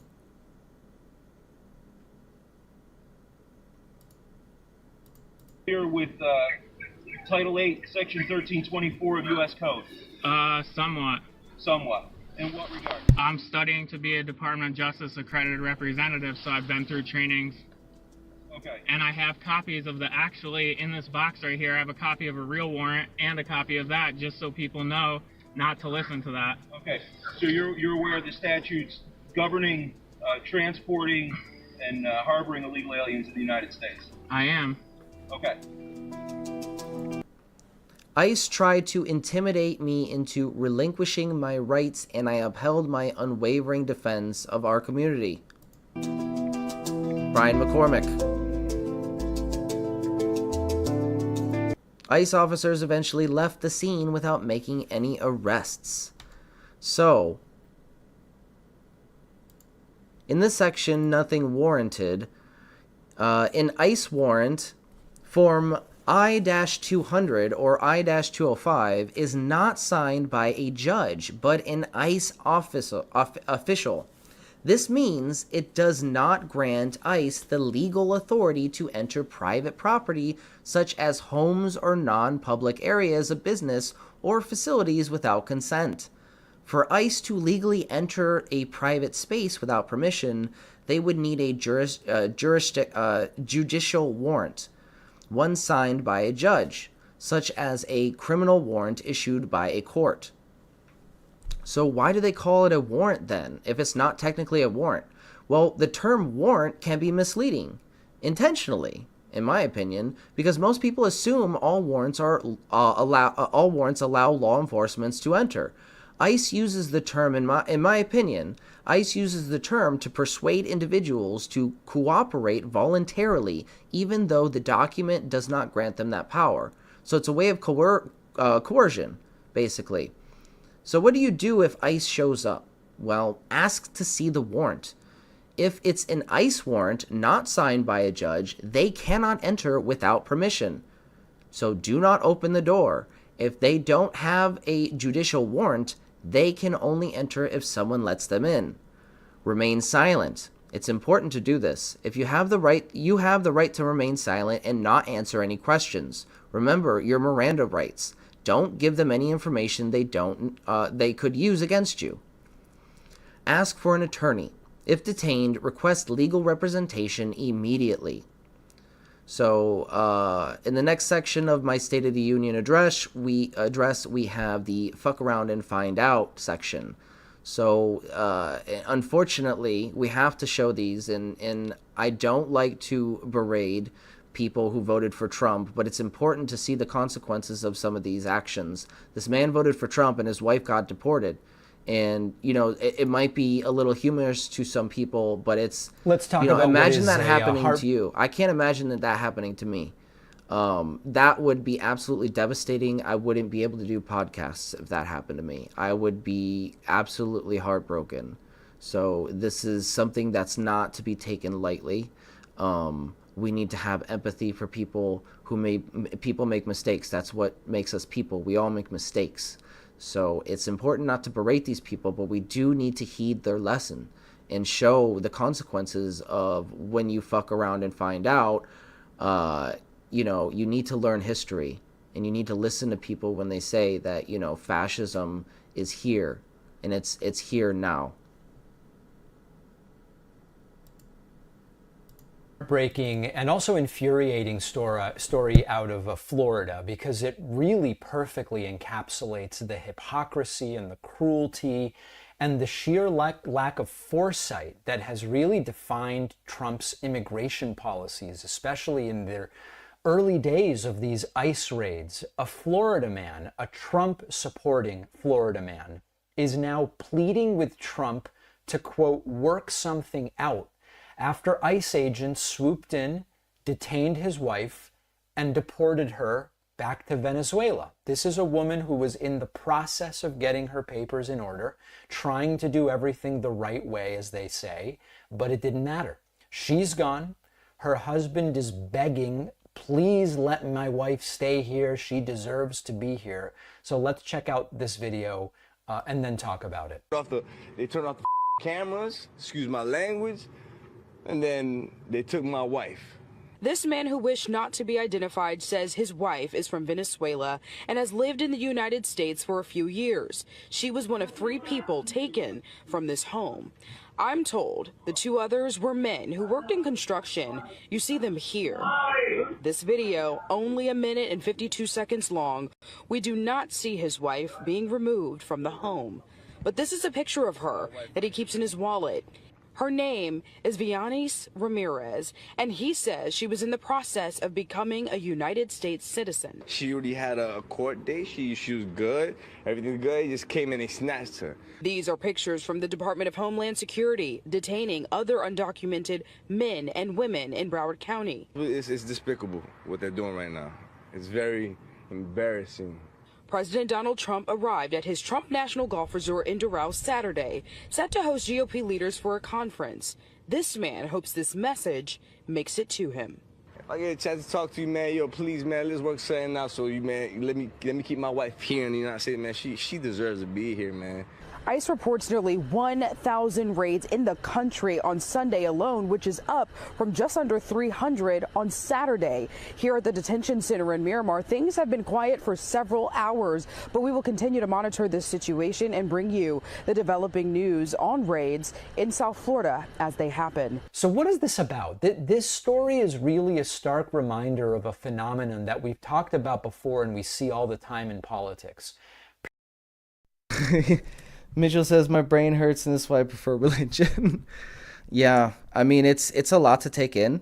The Red Pill series is definitely not for the faint of hearted. We do go down the rabbit hole pretty deep here, and some of it is pretty shocking and controversial.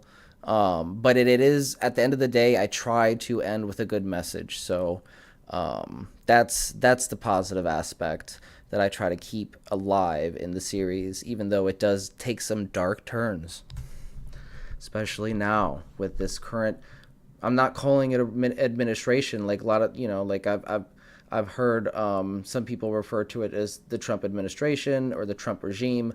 I'm taking the latter route, as some people have. It's a regime. It's not an administration anymore. So people tend to assume that harsh, punitive policies will always affect somebody else. It's not going to be my family. It's not going to be my partner. Exactly. It's not going to be me. It's not going to be the people at the local restaurant that I like going to. It's not going to be people such that the supply chain for fruits or vegetables I get at my grocery store, they're not going to be affected. And the Florida man voted for Trump, presumably because he got into the rhetoric of cracking down on illegal immigration. And maybe he thought they're only going after bad people, the criminals, the ones who really don't belong here. And we've talked before how the thing is, when you empower a system that operates on fear and cruelty as a feature and indiscriminate enforcement, which is an important part of it, it doesn't discriminate. That's the way it works. It doesn't care if your spouse is the one who is hardworking and law-abiding. It doesn't care if they were in the process of legalizing their status but hadn't quite done it yet. It doesn't care about your family staying together. It doesn't care about how your life is going to be affected. This is the way that these systems work. And this guy is learning the lesson the hard way. Trump's immigration raids and the deportation policies, they were never about law and order. And of course, the entire concept of anything Trump doing being about law and order is laughable, given that he's one of the biggest scofflaw flouters of the law there is. But put that aside for a second. The entire ICE raid milieu was about making people afraid, dividing communities, turning people against each other, phone numbers to report suspected this and that, and appealing to the basest instincts of MAGA world. And we've seen this before. Time and time again, we see stories like this one where Trump's own supporters get caught in the crossfire. The farmers that support Trump are the ones that get screwed by the tariffs. The companies that support Trump are the ones that get screwed by his ever-changing opinion about his H-1B. really is like an abusive situation where you see like an abusive parental situation where the parent abuses the child and the child always goes back to the parent and defends the parent's terrible and atrocious behavior. That's kind of like the analogy that I get in my head, at least. Trump farmers fuck around and find out as their funding is cut off. We saw this briefly earlier. I believe this is the clip. I don't know if y'all are on Farm Talk like I am, but did y'all see the video of that young farmer, Skylar, who voted for Trump and now is in danger of losing his family farm because Trump is going to enact the policies that he promised to enact. And Skylar and his family farm are getting screwed in the process. If you haven't seen it, he's made a few videos because he got pretty defensive when folks in the comments on his first video were like, fuck around and find out. Oh, isn't this what you voted for? Did you not research the candidate and his policies before you decided to vote for him? I believe for the third time. This is the third time he's voted for Trump. Serve any help? I hope you lose your farm. How much you selling it for? All those comments, that's super helpful. You think that you're not helping and you think that it's funny, but you commenting boosts the post and I'm getting more views, therefore it is helping me. Is it saving your farm? It's kind of a double-edged sword there. You think you're getting your point across, but in reality you're actually helping me. But really, I wanted to start off by saying I did vote for Donald Trump. 3 times. Just because I voted for Donald Trump doesn't mean I believe in everything that he stands for. And that everybody has to understand that. Just because you vote one way doesn't mean you agree with everything that party stands for. Now, I'm a big proponent of supporting small family farms, supporting local sustainable agriculture. But son, I am struggling to have sympathy for you, a cishet white dude who owns a farm in Missouri, for voting for Donald Trump. You are the demographic that deserves to feel the pinch, deserves to feel the consequences of your actions. The folks who are going to suffer the most, as I have said, the folks who are at risk of losing their lives, their livelihoods, their homes, their well-being, their futures, those folks, by and large, are the folks who did not vote for this regime. But you did. You chose this. And son, I know in this defensive follow-up video, you're like, oh, joke's on you guys because I'm getting mad views on my original video. Cool. Is that somehow stopping the Trump administration from enacting Project 2025? Is that going to save your farm? Are you going to get water to your cattle now? Like, great for you if you're going to make a couple $100 off that video. It doesn't change the regime that you actively supported. That has come to power and is doing all of the things that they promised they would do. Now, you said in the comments of your video that you were too busy to really dig into all of Trump's plans. You didn't have the time to research. But I'm sorry, you are a grown-ass man. You are a whole adult, and it is incumbent upon you to do due diligence and do research before you decide to vote for a candidate. You don't get to play, oh, poor widow me, I was ignorant, I didn't know what I was voting for. You don't get to play that game. You are a grown-up. You own a farm, and you couldn't bother to read the section on agriculture in Project 2025? I cover sustainable agriculture for my business, but I don't have a farm, and I had the time to read up on it. I made it a priority. It's wild to me that you as a farmer did not, and now you want to say, this isn't my fault, guys, I just didn't know. No, what you thought is the parts of Trump's platform, of Project 2025, that you liked, like deporting brown people, like removing women's access to reproductive health care, like taking away free and reduced lunch for poor kids, restricting Medicaid, food stamps, WIC, which is weird because as a farmer, you should know how many of those programs are linked to agricultural subsidies. I mean, WIC is basically one of the biggest ag subsidies in the country. You honed in on all the things on Trump's platform that were going to get you what you wanted, but you didn't even bother. You were too busy to do the due diligence. You didn't read the fine print, basically.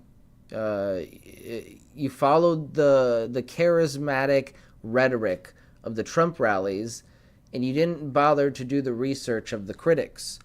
And this is what I always emphasize. Anytime I go into researching a free energy device, I always go into the critics first, right?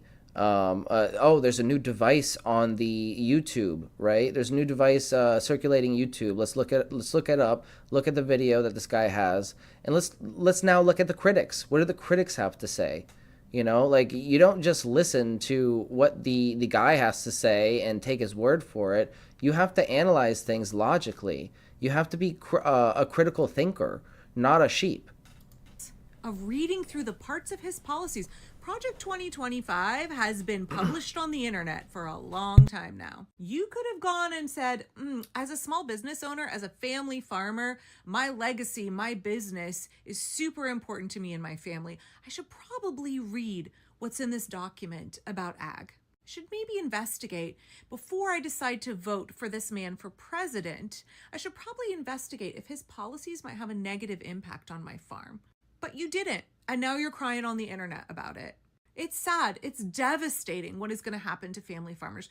But it's real weird that y'all can't remember. Your memory is so short. Trump's first administration, farmers all over the country went out of business.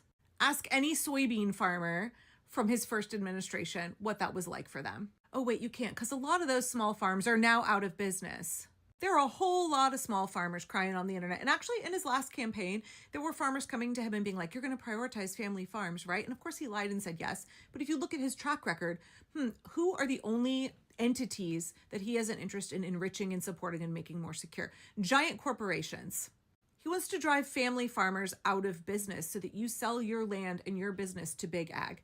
He only cares about big ag, not about you. I mean, he actually only cares about consolidating his power, and he will pander to your pet issues, whatever your conservative religious values are, whatever racism you have. He'll put all of that in there to get your loyalty, but you do. Yes, as with will many charismatic figures and people of cult of personalities, they will tell you what you want to hear. So, as a quick reminder, and as we've touched on earlier, Hitler, the day he became chancellor, pardoned 8,000 violent Nazi war criminals. This paralleled this to the first day of Trump's second term, where he pardoned the January 6th insurrectionists, whom he provoked to fight like hell, even though he knew some of them were armed.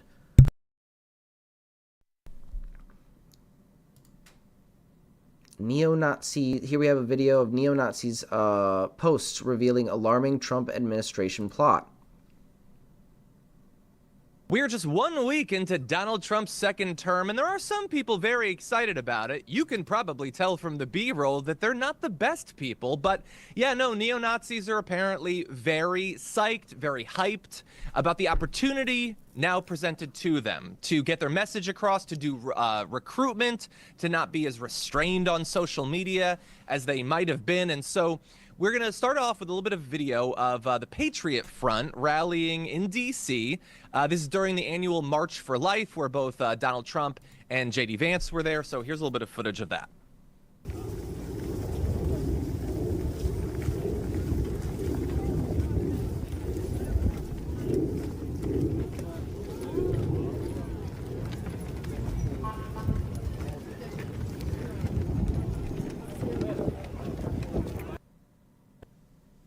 Oh, so they can wear masks. But anyway, look, not a big fan of them, obviously, but I do want to give credit to Donald Trump and J.D. Vance because they actually stopped their prepared remarks to make clear that those sorts of organizations are unacceptable, that there will be no tolerance for that sort of hatred and violence. So let's go to that footage now.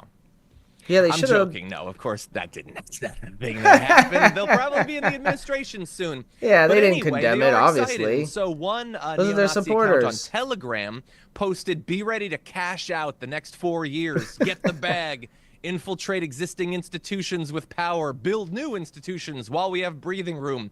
And tear down anything leftist." Goes on to say the left is exhausted, which, you know, not untrue. But That's anyway, not extremely untrue. unpopular and has Not been untrue. divested from by their tech bro backers. When were the tech bros ever boosting the left? Anyway, now is the time to openly advocate for I don't ourselves. Now is know. the time to Nobody go from from the tech defense and community ever survival boosted towards me. organizing and swift action. And you even have big organizations like the Aryan Freedom Network. This is a neo-Nazi political organization that has God. chapters all over the country saying that we're going to go track down companies harboring these illegal migrants. And so they not only want to organize for their own sake, but they want to get involved in some of the marquee policies of the Trump administration. And you can sort of see, Tori, why they might be excited. Not only has Donald Trump said that these organizations like the Oath Keepers and the Proud Boys, maybe there's a role for them in politics these days, now that he's released some of them from prison. But Elon Musk has been I mean, that's the next step. He releases some of the insurrectionists who tried to do a violent coup and overthrow our government. They had a guillotine ready to, or a device ready to hang Nancy Pelosi. I mean, this is dangerous territory. It was stopped, thank God. We covered it live on this channel, by the way. And this was, you know, this was terrifying, and it was stopped. And now he's pardoned these people. That's the next step, giving some of these Proud Boys, his gay army, to give them positions in the government. Yeah, that would be terrifying. But that could happen. Could happen.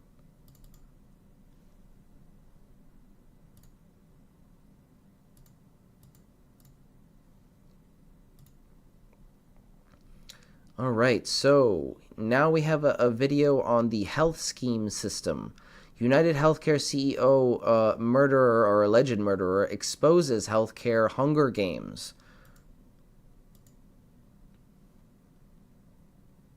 You know, we had, in 2016, 2020, when universal healthcare was finally part of the debate, thanks to Bernie Sanders, you just kept hearing this kind of... Yes, you can all thank Bernie Sanders for the mainstream light on the debate of universal healthcare. Before that, it wasn't really a prominent goal for the working class. He really did do a good job in shining a light on that kind of corruption and how Americans are really getting the short end of the stick in that kind of deal compared to compared to every other modern industrialized country. You know, just ask people that we know from Canada. They don't hate their healthcare system. It's not like, you know, they don't have issues with it, but they're not going to come over here and become an American citizen for our healthcare. Are you kidding me? They're going to fucking laugh at you if you think our healthcare is better than theirs. They have universal care. If they get cancer, it's going to be covered. If we get cancer, we're fucked. Even if you have insurance in a lot of cases, you're still fucked. I viewed it as propaganda, but, you know, people like their private healthcare plans. Well, I mean, you could put a poll, however, you could phrase a poll however you want it to get the answer you want, but the response sure seems to be people don't love their private health care, or at the very least, they feel that the private health care is, you know, essentially threatening their lives. What are your thoughts how this kind of...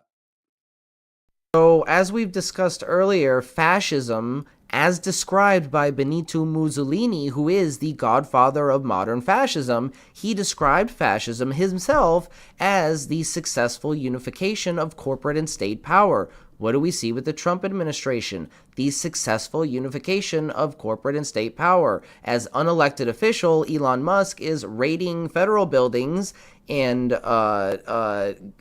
basically getting access to all of our information and subverting democracy.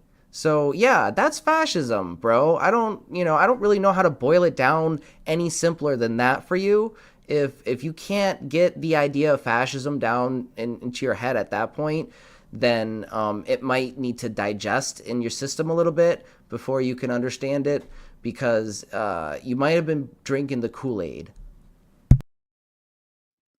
Revisited to the claims that were made by Biden, Hillary Clinton, the media, that, you know, we can't take away people's private health care from them. What I think people misunderstand about that, Jordan, is it's in the context of a system that creates huge insecurity, and people are literally afraid of getting sick and very afraid of going to the hospital.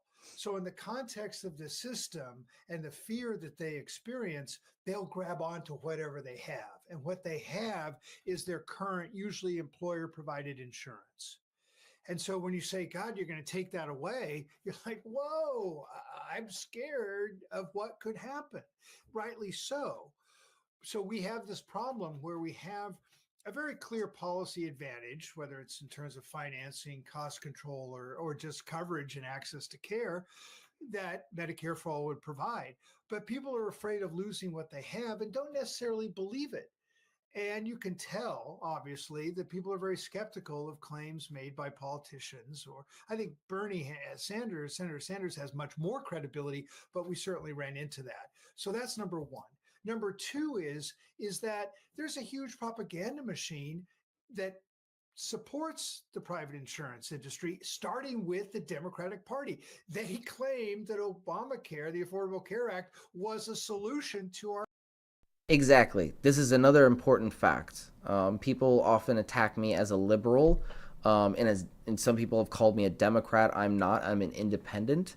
I'm a libertarian socialist, so I'm way far left than the Democratic Party is. There are certain members inside the Democratic Party, because of our political limitations of our two-party system, there are some members in the Democratic Party who I do support, including AOC, who do lean more progressive and more left. However, the prominent makeup of the Democratic Party is bought and paid for the same corporations that bought and paid for the Republican Party years before it. So it's just two sides of the same corrupt coin, and there's really no point in putting your effort into one party or the other unless specific circumstances state otherwise. So in general, it's more of a systemic reform that I advocate for, because the two-party system is just basic corruption all around.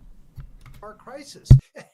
Well, it certainly helped people. It saved lives, no question about it. But you can also see this play out in some of my analysis that I did earlier on in this channel, specifically the video that exposes the political career of Nancy Pelosi and how the system kind of pushes even the most ideologues to the center and often to the right on economic policy due to the way the system is set up with lobbying and political influence. It just it exposes the political career of Nancy Pelosi, how she started out in a position of advocating for universal health care and now is kind of like a cheerleader and a defender of some of more conservative policies in the Democratic Party.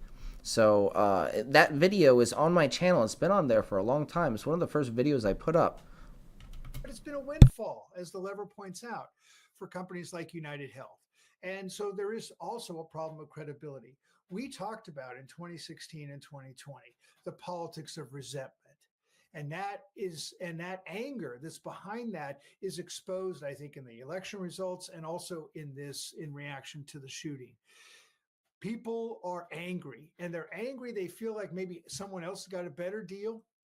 Yes, people are angry, and I think the important thing to remember is is to place that anger in the effective, appropriate place, and not at each other as working class people. I don't care if you voted for Trump. I don't support the man. I think he's a fascist.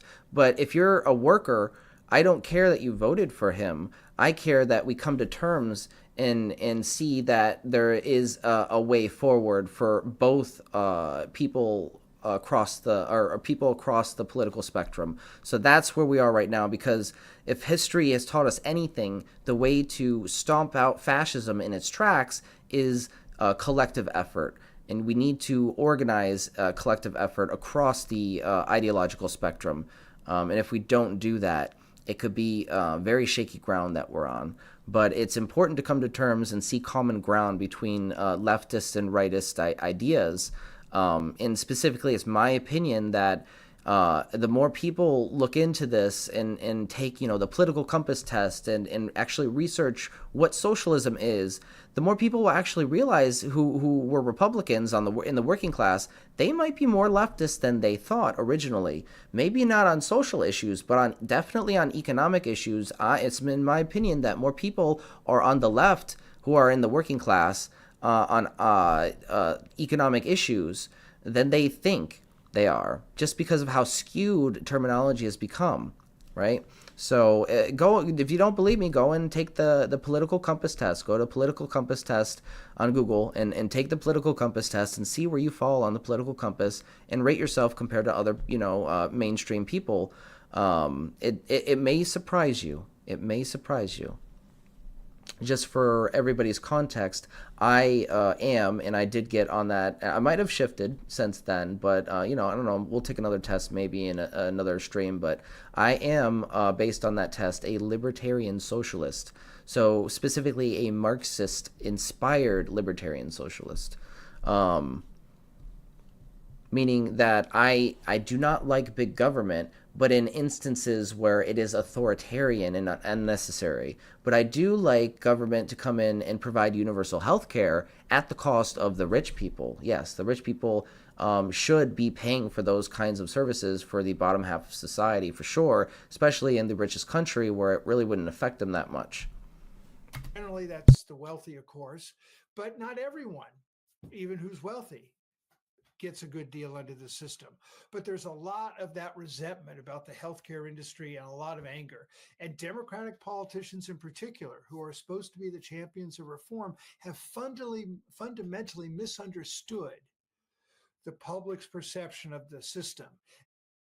So Mitchell says, I intuit our real problems are deeper than left and right as well. Hence our search for free energy to bring more liberation than any leader. Yes. And, you know, specifically, it's hard for me because I'm in a position where I have to kind of bridge the gap between, you know, the forbidden science of Marxian analysis and economics and the critique of our capitalist system and how it suppresses free energy systems and groundbreaking technology that would change the macroeconomic status quo and the petrodollar system altogether.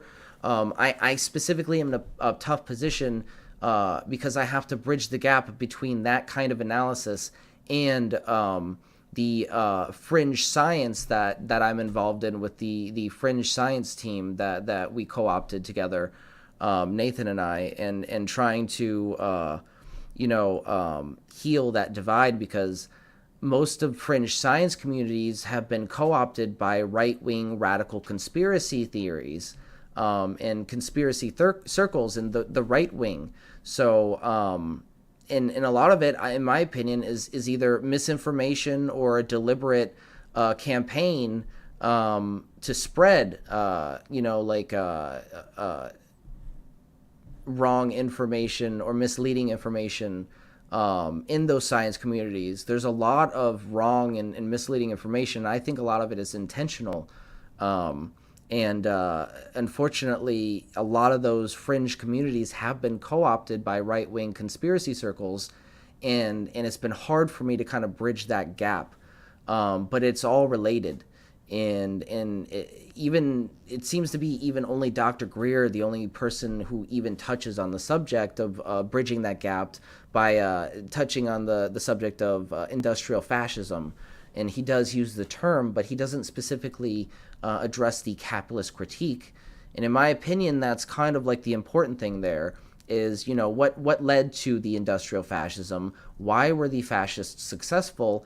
It's the organization of labor.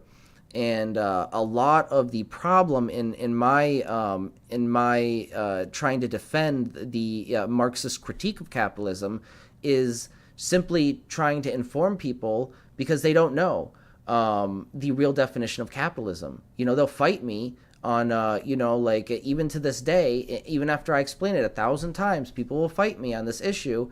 What about the markets, or, your property, blah, blah, blah, private property.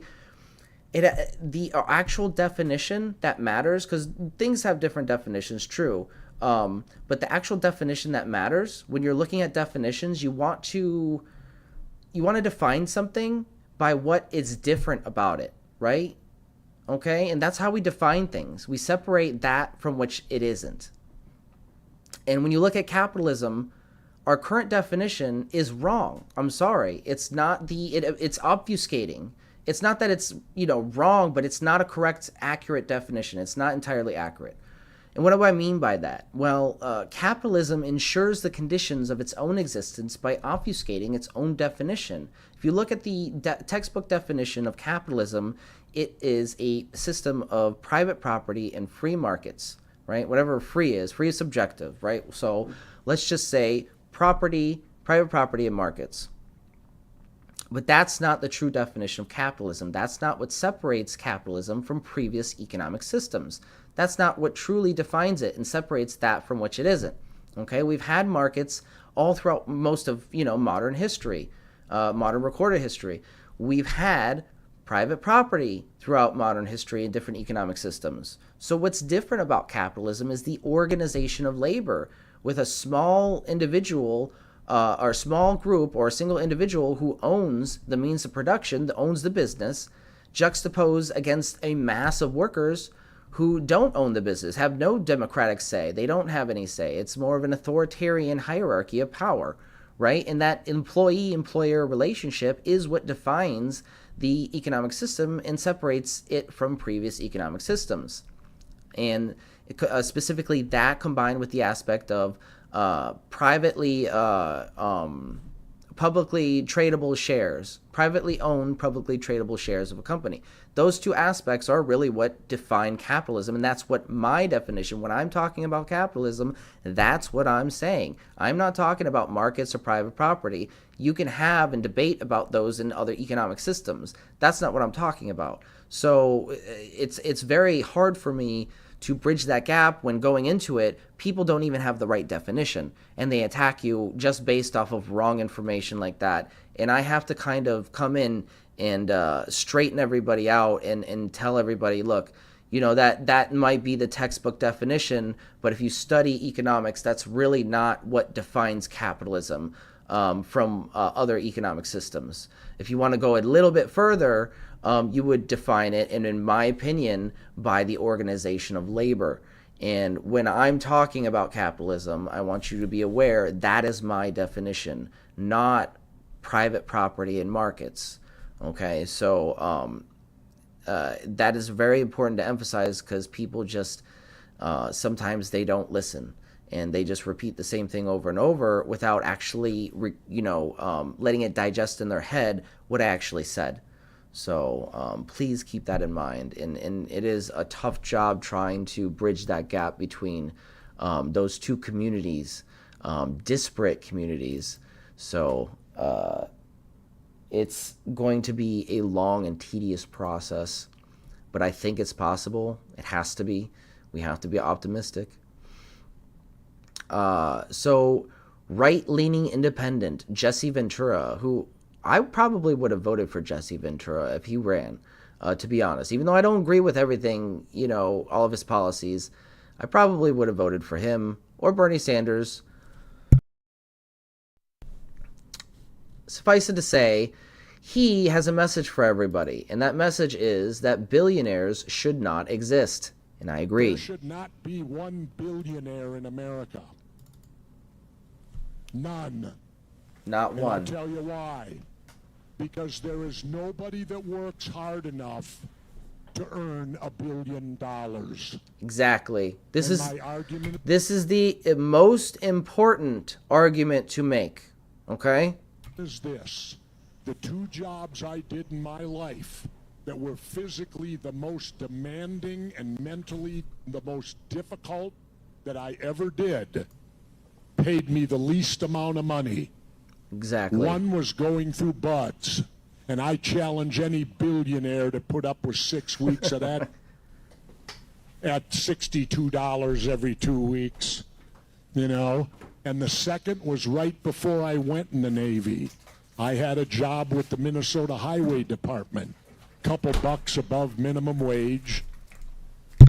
I worked for the bridge crew, and you know what my job was? I worked a 4-day work week, 10 hours a day, so I could have Friday, Saturday, Sunday for the weekend. You're 18, of course you're going to do that. But I worked 40 hours in 4 days on the bridge crew, and guess what I did? Ran the 80-pound jackhammer.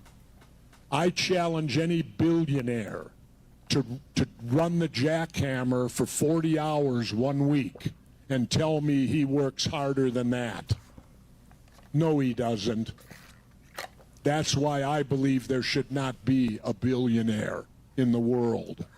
Former wrestler and Minnesota Governor Jesse the Body Ventura was preaching here. The video is courtesy of Fandom's Potlight on TikTok. Ventura wouldn't be done we now. don't need your commentary. We just need Jesse. All right. So, Jesse Ventura is absolutely right here.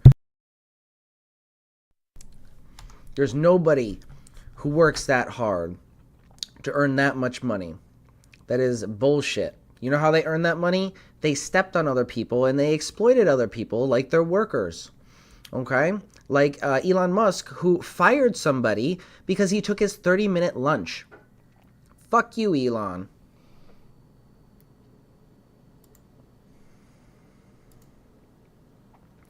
So, right now, we also have a dismantling of the CFPB, the Consumer Financial Protection Bureau. Remember ridiculous predatory fees?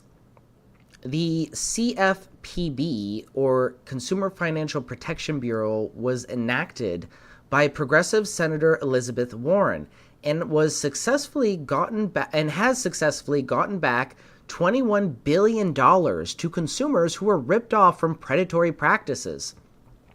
Before the Consumer Financial Protection Bureau was established in 2011, big banks were notorious for predatory overdraft fees and other exploitative financial practices. Some of you might remember some of this. And some of the worst examples include reordering transactions to maximize fees. This is one of the most notorious ones that was scandalous, okay? Some of you might remember this. Many banks engaged in a practice called high-to-low transaction reordering. Instead of processing transactions in the order they occurred, banks would process the largest transaction first.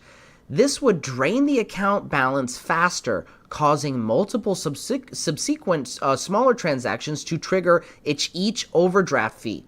This led to customers being charged multiple overdraft fees in a single day, sometimes totaling hundreds of dollars. That was a very notorious scam. So in 2011, Bank of America was forced to pay $410 million in a class action lawsuit over this practice. Other banks like Wells Fargo and JP Morgan Chase were also sued. They also participated in excessive overdraft fees. Many banks charge exorbitant fees for even small overdrafts. It was common for a customer to be charged $35 for overdrawing by just $1 or a few dollars. Worse, some banks charge these fees multiple times per day, leading to a situation where a small mistake could result in over $100 in fees. I had that happen to me once. And I was like, what the hell is going on? So in 2010, a report found that banks were making nearly $38 billion. Banks were making $38 billion a year in overdraft fees alone. Let that sink in. And the Consumer Financial Protection Bureau got a lot of that money back to people. So automatic overdraft protection without consent. This is another scandalous one. Before regulations changed, banks automatically enrolled customers in overdraft protection programs without their consent. But this was misleading. This meant that if a transaction caused a negative balance, instead of declining the transaction, the bank would approve it and hit the customer with a fee. So, overdraft protection. Fuckers. So Wells Fargo and other major banks were caught automatically enrolling customers and later had to change their policies due to government intervention, specifically by the Consumer Financial Protection Bureau, which is now being dismantled. Charging fees on pending transactions. This is a good moneymaker here, because this is something that you can't avoid. You really can't. Some banks charged overdraft fees on transactions that were still pending, even if the customer later deposited money before the transaction was finalized. That's fucked up. Let us put this up here so you guys can see the picture. So reforms after the Consumer Financial Protection Bureau and other regulations. In 2010, the new Federal Reserve rules required banks to obtain customers' explicit consent before enrolling them in overdraft programs. The CFPB, founded in 2011, cracked down on deceptive banking practices, leading to lawsuits and fines against big banks, and $21 billion returned to customers. Some banks under public pressure have since reduced or eliminated overdraft fees, but this might return because you better mark my words. With the CFPB closed, these fees will most certainly start to happen again. So here we have, art imitating life. Again, as I've said many times, pay attention to art because it imitates life and what's really going on. We have a cartoon drawing of the situation here. Consumer Financial Protection Bureau closed, and somebody got an overdraft fee of $500. Oh boy, that's what happens. So here's the video that goes along with this little news The Trump update. Administration has begun dismantling the Consumer Financial Protection Bureau, which prevents Americans from getting scammed, defrauded, and ripped off by big banks, payday lenders, and other financial institutions. It's a pretty important government agency, and it's returned $21 billion to Americans it is bad business. who are essentially stolen from by these financial institutions. So we're going to get to who's behind I don't know if it's going to be temporary. I don't know what the end result is going to be, but the at least temporary shuttering of the CFPB in just a moment. But Cenk. Yes, so the question in this story is it populist to shut down a government organization, or is it the opposite of populism to take away police from Wall Street? So let's find out. All right, well, Trump appointed someone by the name of Russell Vought as the Consumer Financial Protection Bureau's acting director. He was also confirmed by the Senate to serve as the head of the Office of Management and Budget. Now, as soon as he was in a position of power, he started targeting the government agency that actually returns money to Americans who have been screwed over. So on Saturday, Vought ordered the CFPB's 1,700 employees to stop nearly all their work and announced plans to cut off the agency's funding. Then on Sunday, he closed the Bureau's headquarters for the coming week. Workers who tried to retrieve their laptops from the office were turned away, according to employees. So Vought also said that he intended to essentially cut off the Consumer Bureau's funding, which comes directly from the Federal Reserve. Okay, so the Federal Reserve. So if you left anything important in the office, you're fucked. This is kind of devastating news because Elizabeth Warren fought really hard for the Consumer Financial Protection Bureau, and she did a wonderful job, even though I don't agree with some of her policy stances recently, especially with kind of her pivot recently with universal health care.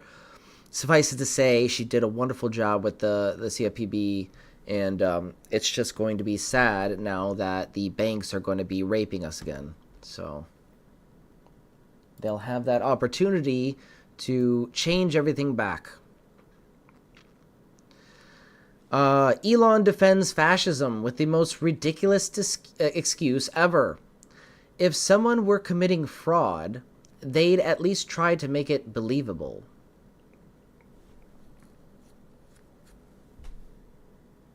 So, where's the video of this? Oh, here it is. Yeah, so if somebody were committing fraud, they'd at least try to make it believable. No scammer is out here saying they're 150 years old. It would instantly raise red flags, right? The idea that Musk would justify a mass data theft by pointing to something so absurd as, oh, we found people registered as 150 years old, it's just a weak attempt to deflect. So here we have that right here as him justifying his reason behind his fascist takeover of a federal building. Is this actually in the best interest of the people? And if it is, it's approved. If it's not, we should think about it. So, there's crazy things like just cursory examination of Social Security And we've got people in there that are 150 years old.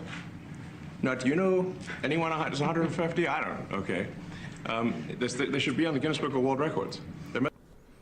So I can tell you right there, that's a straight up lie. Even if he caught somebody at that age, it was probably just one instance that was an error. There's nobody who's going to be taking advantage of the system and registering as 150 years old, getting Social Security benefits. That's a huge red flag. So if that's even in a reality at all, it's a statistic insignificant point. A statistically insignificant point to make. It's just a distraction saying, hey, this justifies my fascistic tendencies. So, this is a big wake-up call, right? I've heard people say, well, why you keep calling Trump a fascist or Nazi, or calling his regime a Nazi regime? Well, there's a certain checklist that you have to go through for fascism. Okay, so in specifically, we look at the dehumanizing language and fear-mongering immigrants or outsiders. All right, this is straight out the Nazi playbook. Dehumanizing language and fear-mongering immigrants or outsiders, instead of unifying language like Bernie Sanders. Bernie Sanders likes to use language to unify the working class people, not divide them. That's very important to distinguish. Admiration of authoritarians like Kim Jong-il. All right? That's another hallmark. Undermining democratic institutions, like having a non-elected official, Elon Musk, hack into a federal building. This is Watergate shit, people. It's out in the open. Just because it's out in the open doesn't make it any less unconstitutional or shocking. Encouraging political violence. Instead of having the Proud Boys stand back and stand by like he's asked them to do before, during the fucking insurrection, Trump ordered his gay little army to fight like hell when they were armed and aimed at a hostile takeover.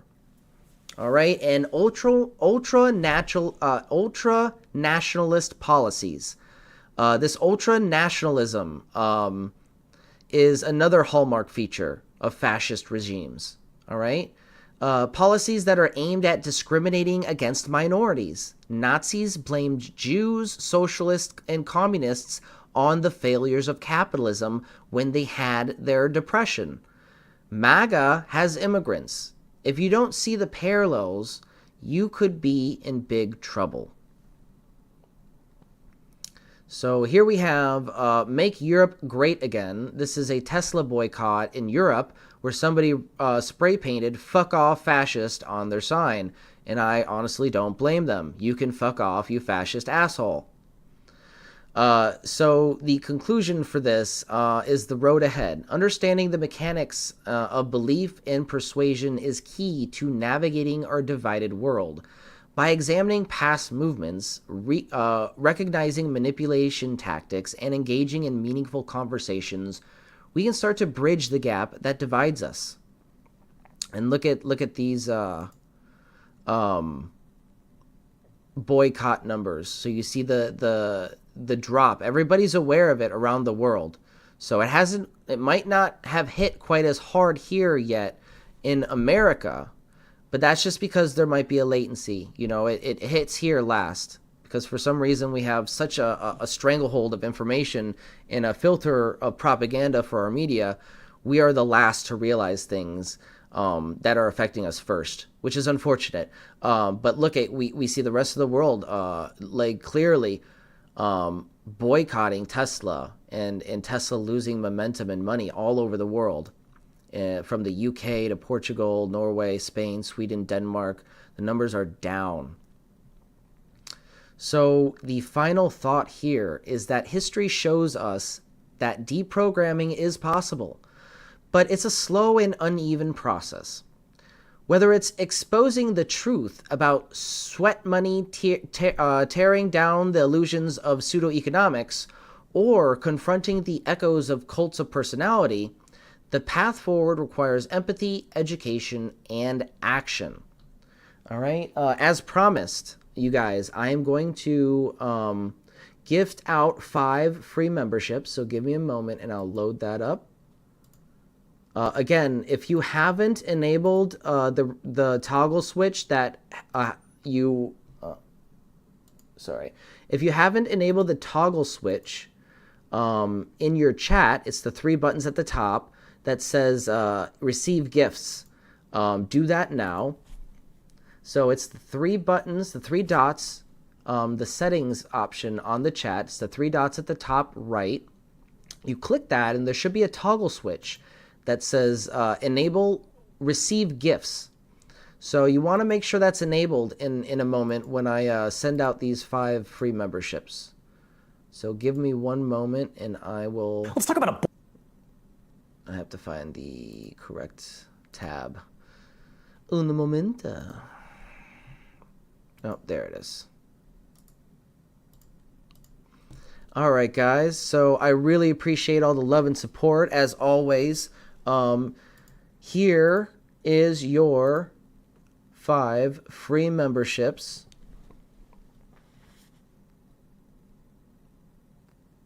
Elijah, you were gifted a free membership. Welcome. Welcome to Beneficence TV membership. Okay, we have XTOS, Earthworm Jim, Mike Does, and Delta KB. All new members of our fringe think tank here with the members section enabled and emojis activated. So activate those emojis, ladies and gentlemen, and get your fringe on, because we are just at the tip of the iceberg for what is possible with science and technology here on Beneficence TV. We have a lot of amazing breakthroughs coming through with the Lightning Thief device that I'm working on, utilizing 0-point energy from the vacuum, and we will be working on that in future interactive mini lab live streams. So the next live stream we have planned is a podcast called Builder's Workshop, but I am planning on doing a mini lab, an interactive mini lab, some point tomorrow, maybe before or after the podcast. We'll see what goes on with my personal life, but the goal of that stream is going to be walking you guys through the build process of a Lightning Thief device. We're going to solder all the connections, the screw terminals on, and we're going to build put the case together and put the components in, and I'm going to do everything from start to finish and show you the entire process. And that will be one that we're going to be making as a prototype to send out to one of the team. And as we, move along in our process to get some of those out to the team for beta testing before our consumer versions hit the market, hopefully later this year, if not sometime early 2026. So plan on lots of future content, lots of amazing future content and updates here on Beneficence TV. As always, a lot of love and support coming my way from the chat, and I really appreciate all you guys, all the amazing suggestions and comments, and even if we don't agree, it is very awesome that you come here and you give me your thoughts and your opinions. I love to hear it. It doesn't matter if you agree or not. Please come in and have a good time with us, and thanks for tuning into the Red Pill series. Until next time, keep questioning, keep learning, and keep conversations going. I'm the Benefactor. Good night, and good luck.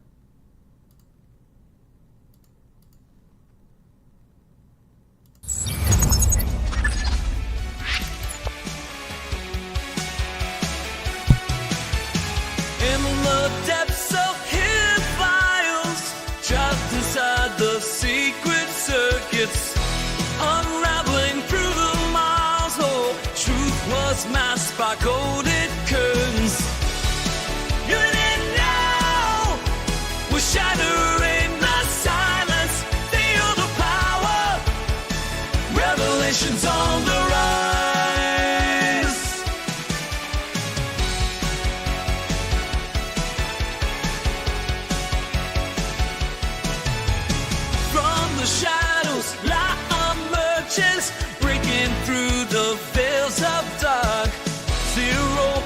and gravity converge, yeah, guiding voices, revelation start, ancient whispers call, they're begging us to open our eyes, we stand tall, defying all their lies, in and now, we're shattering the silence, feel the power, revelations on the rise.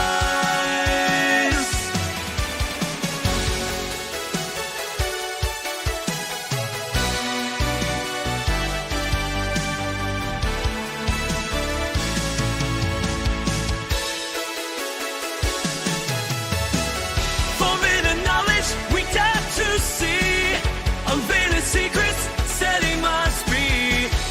In this epic we play our part with fierce hearts. In and now, we're shattering the silence, feel the power, revelations on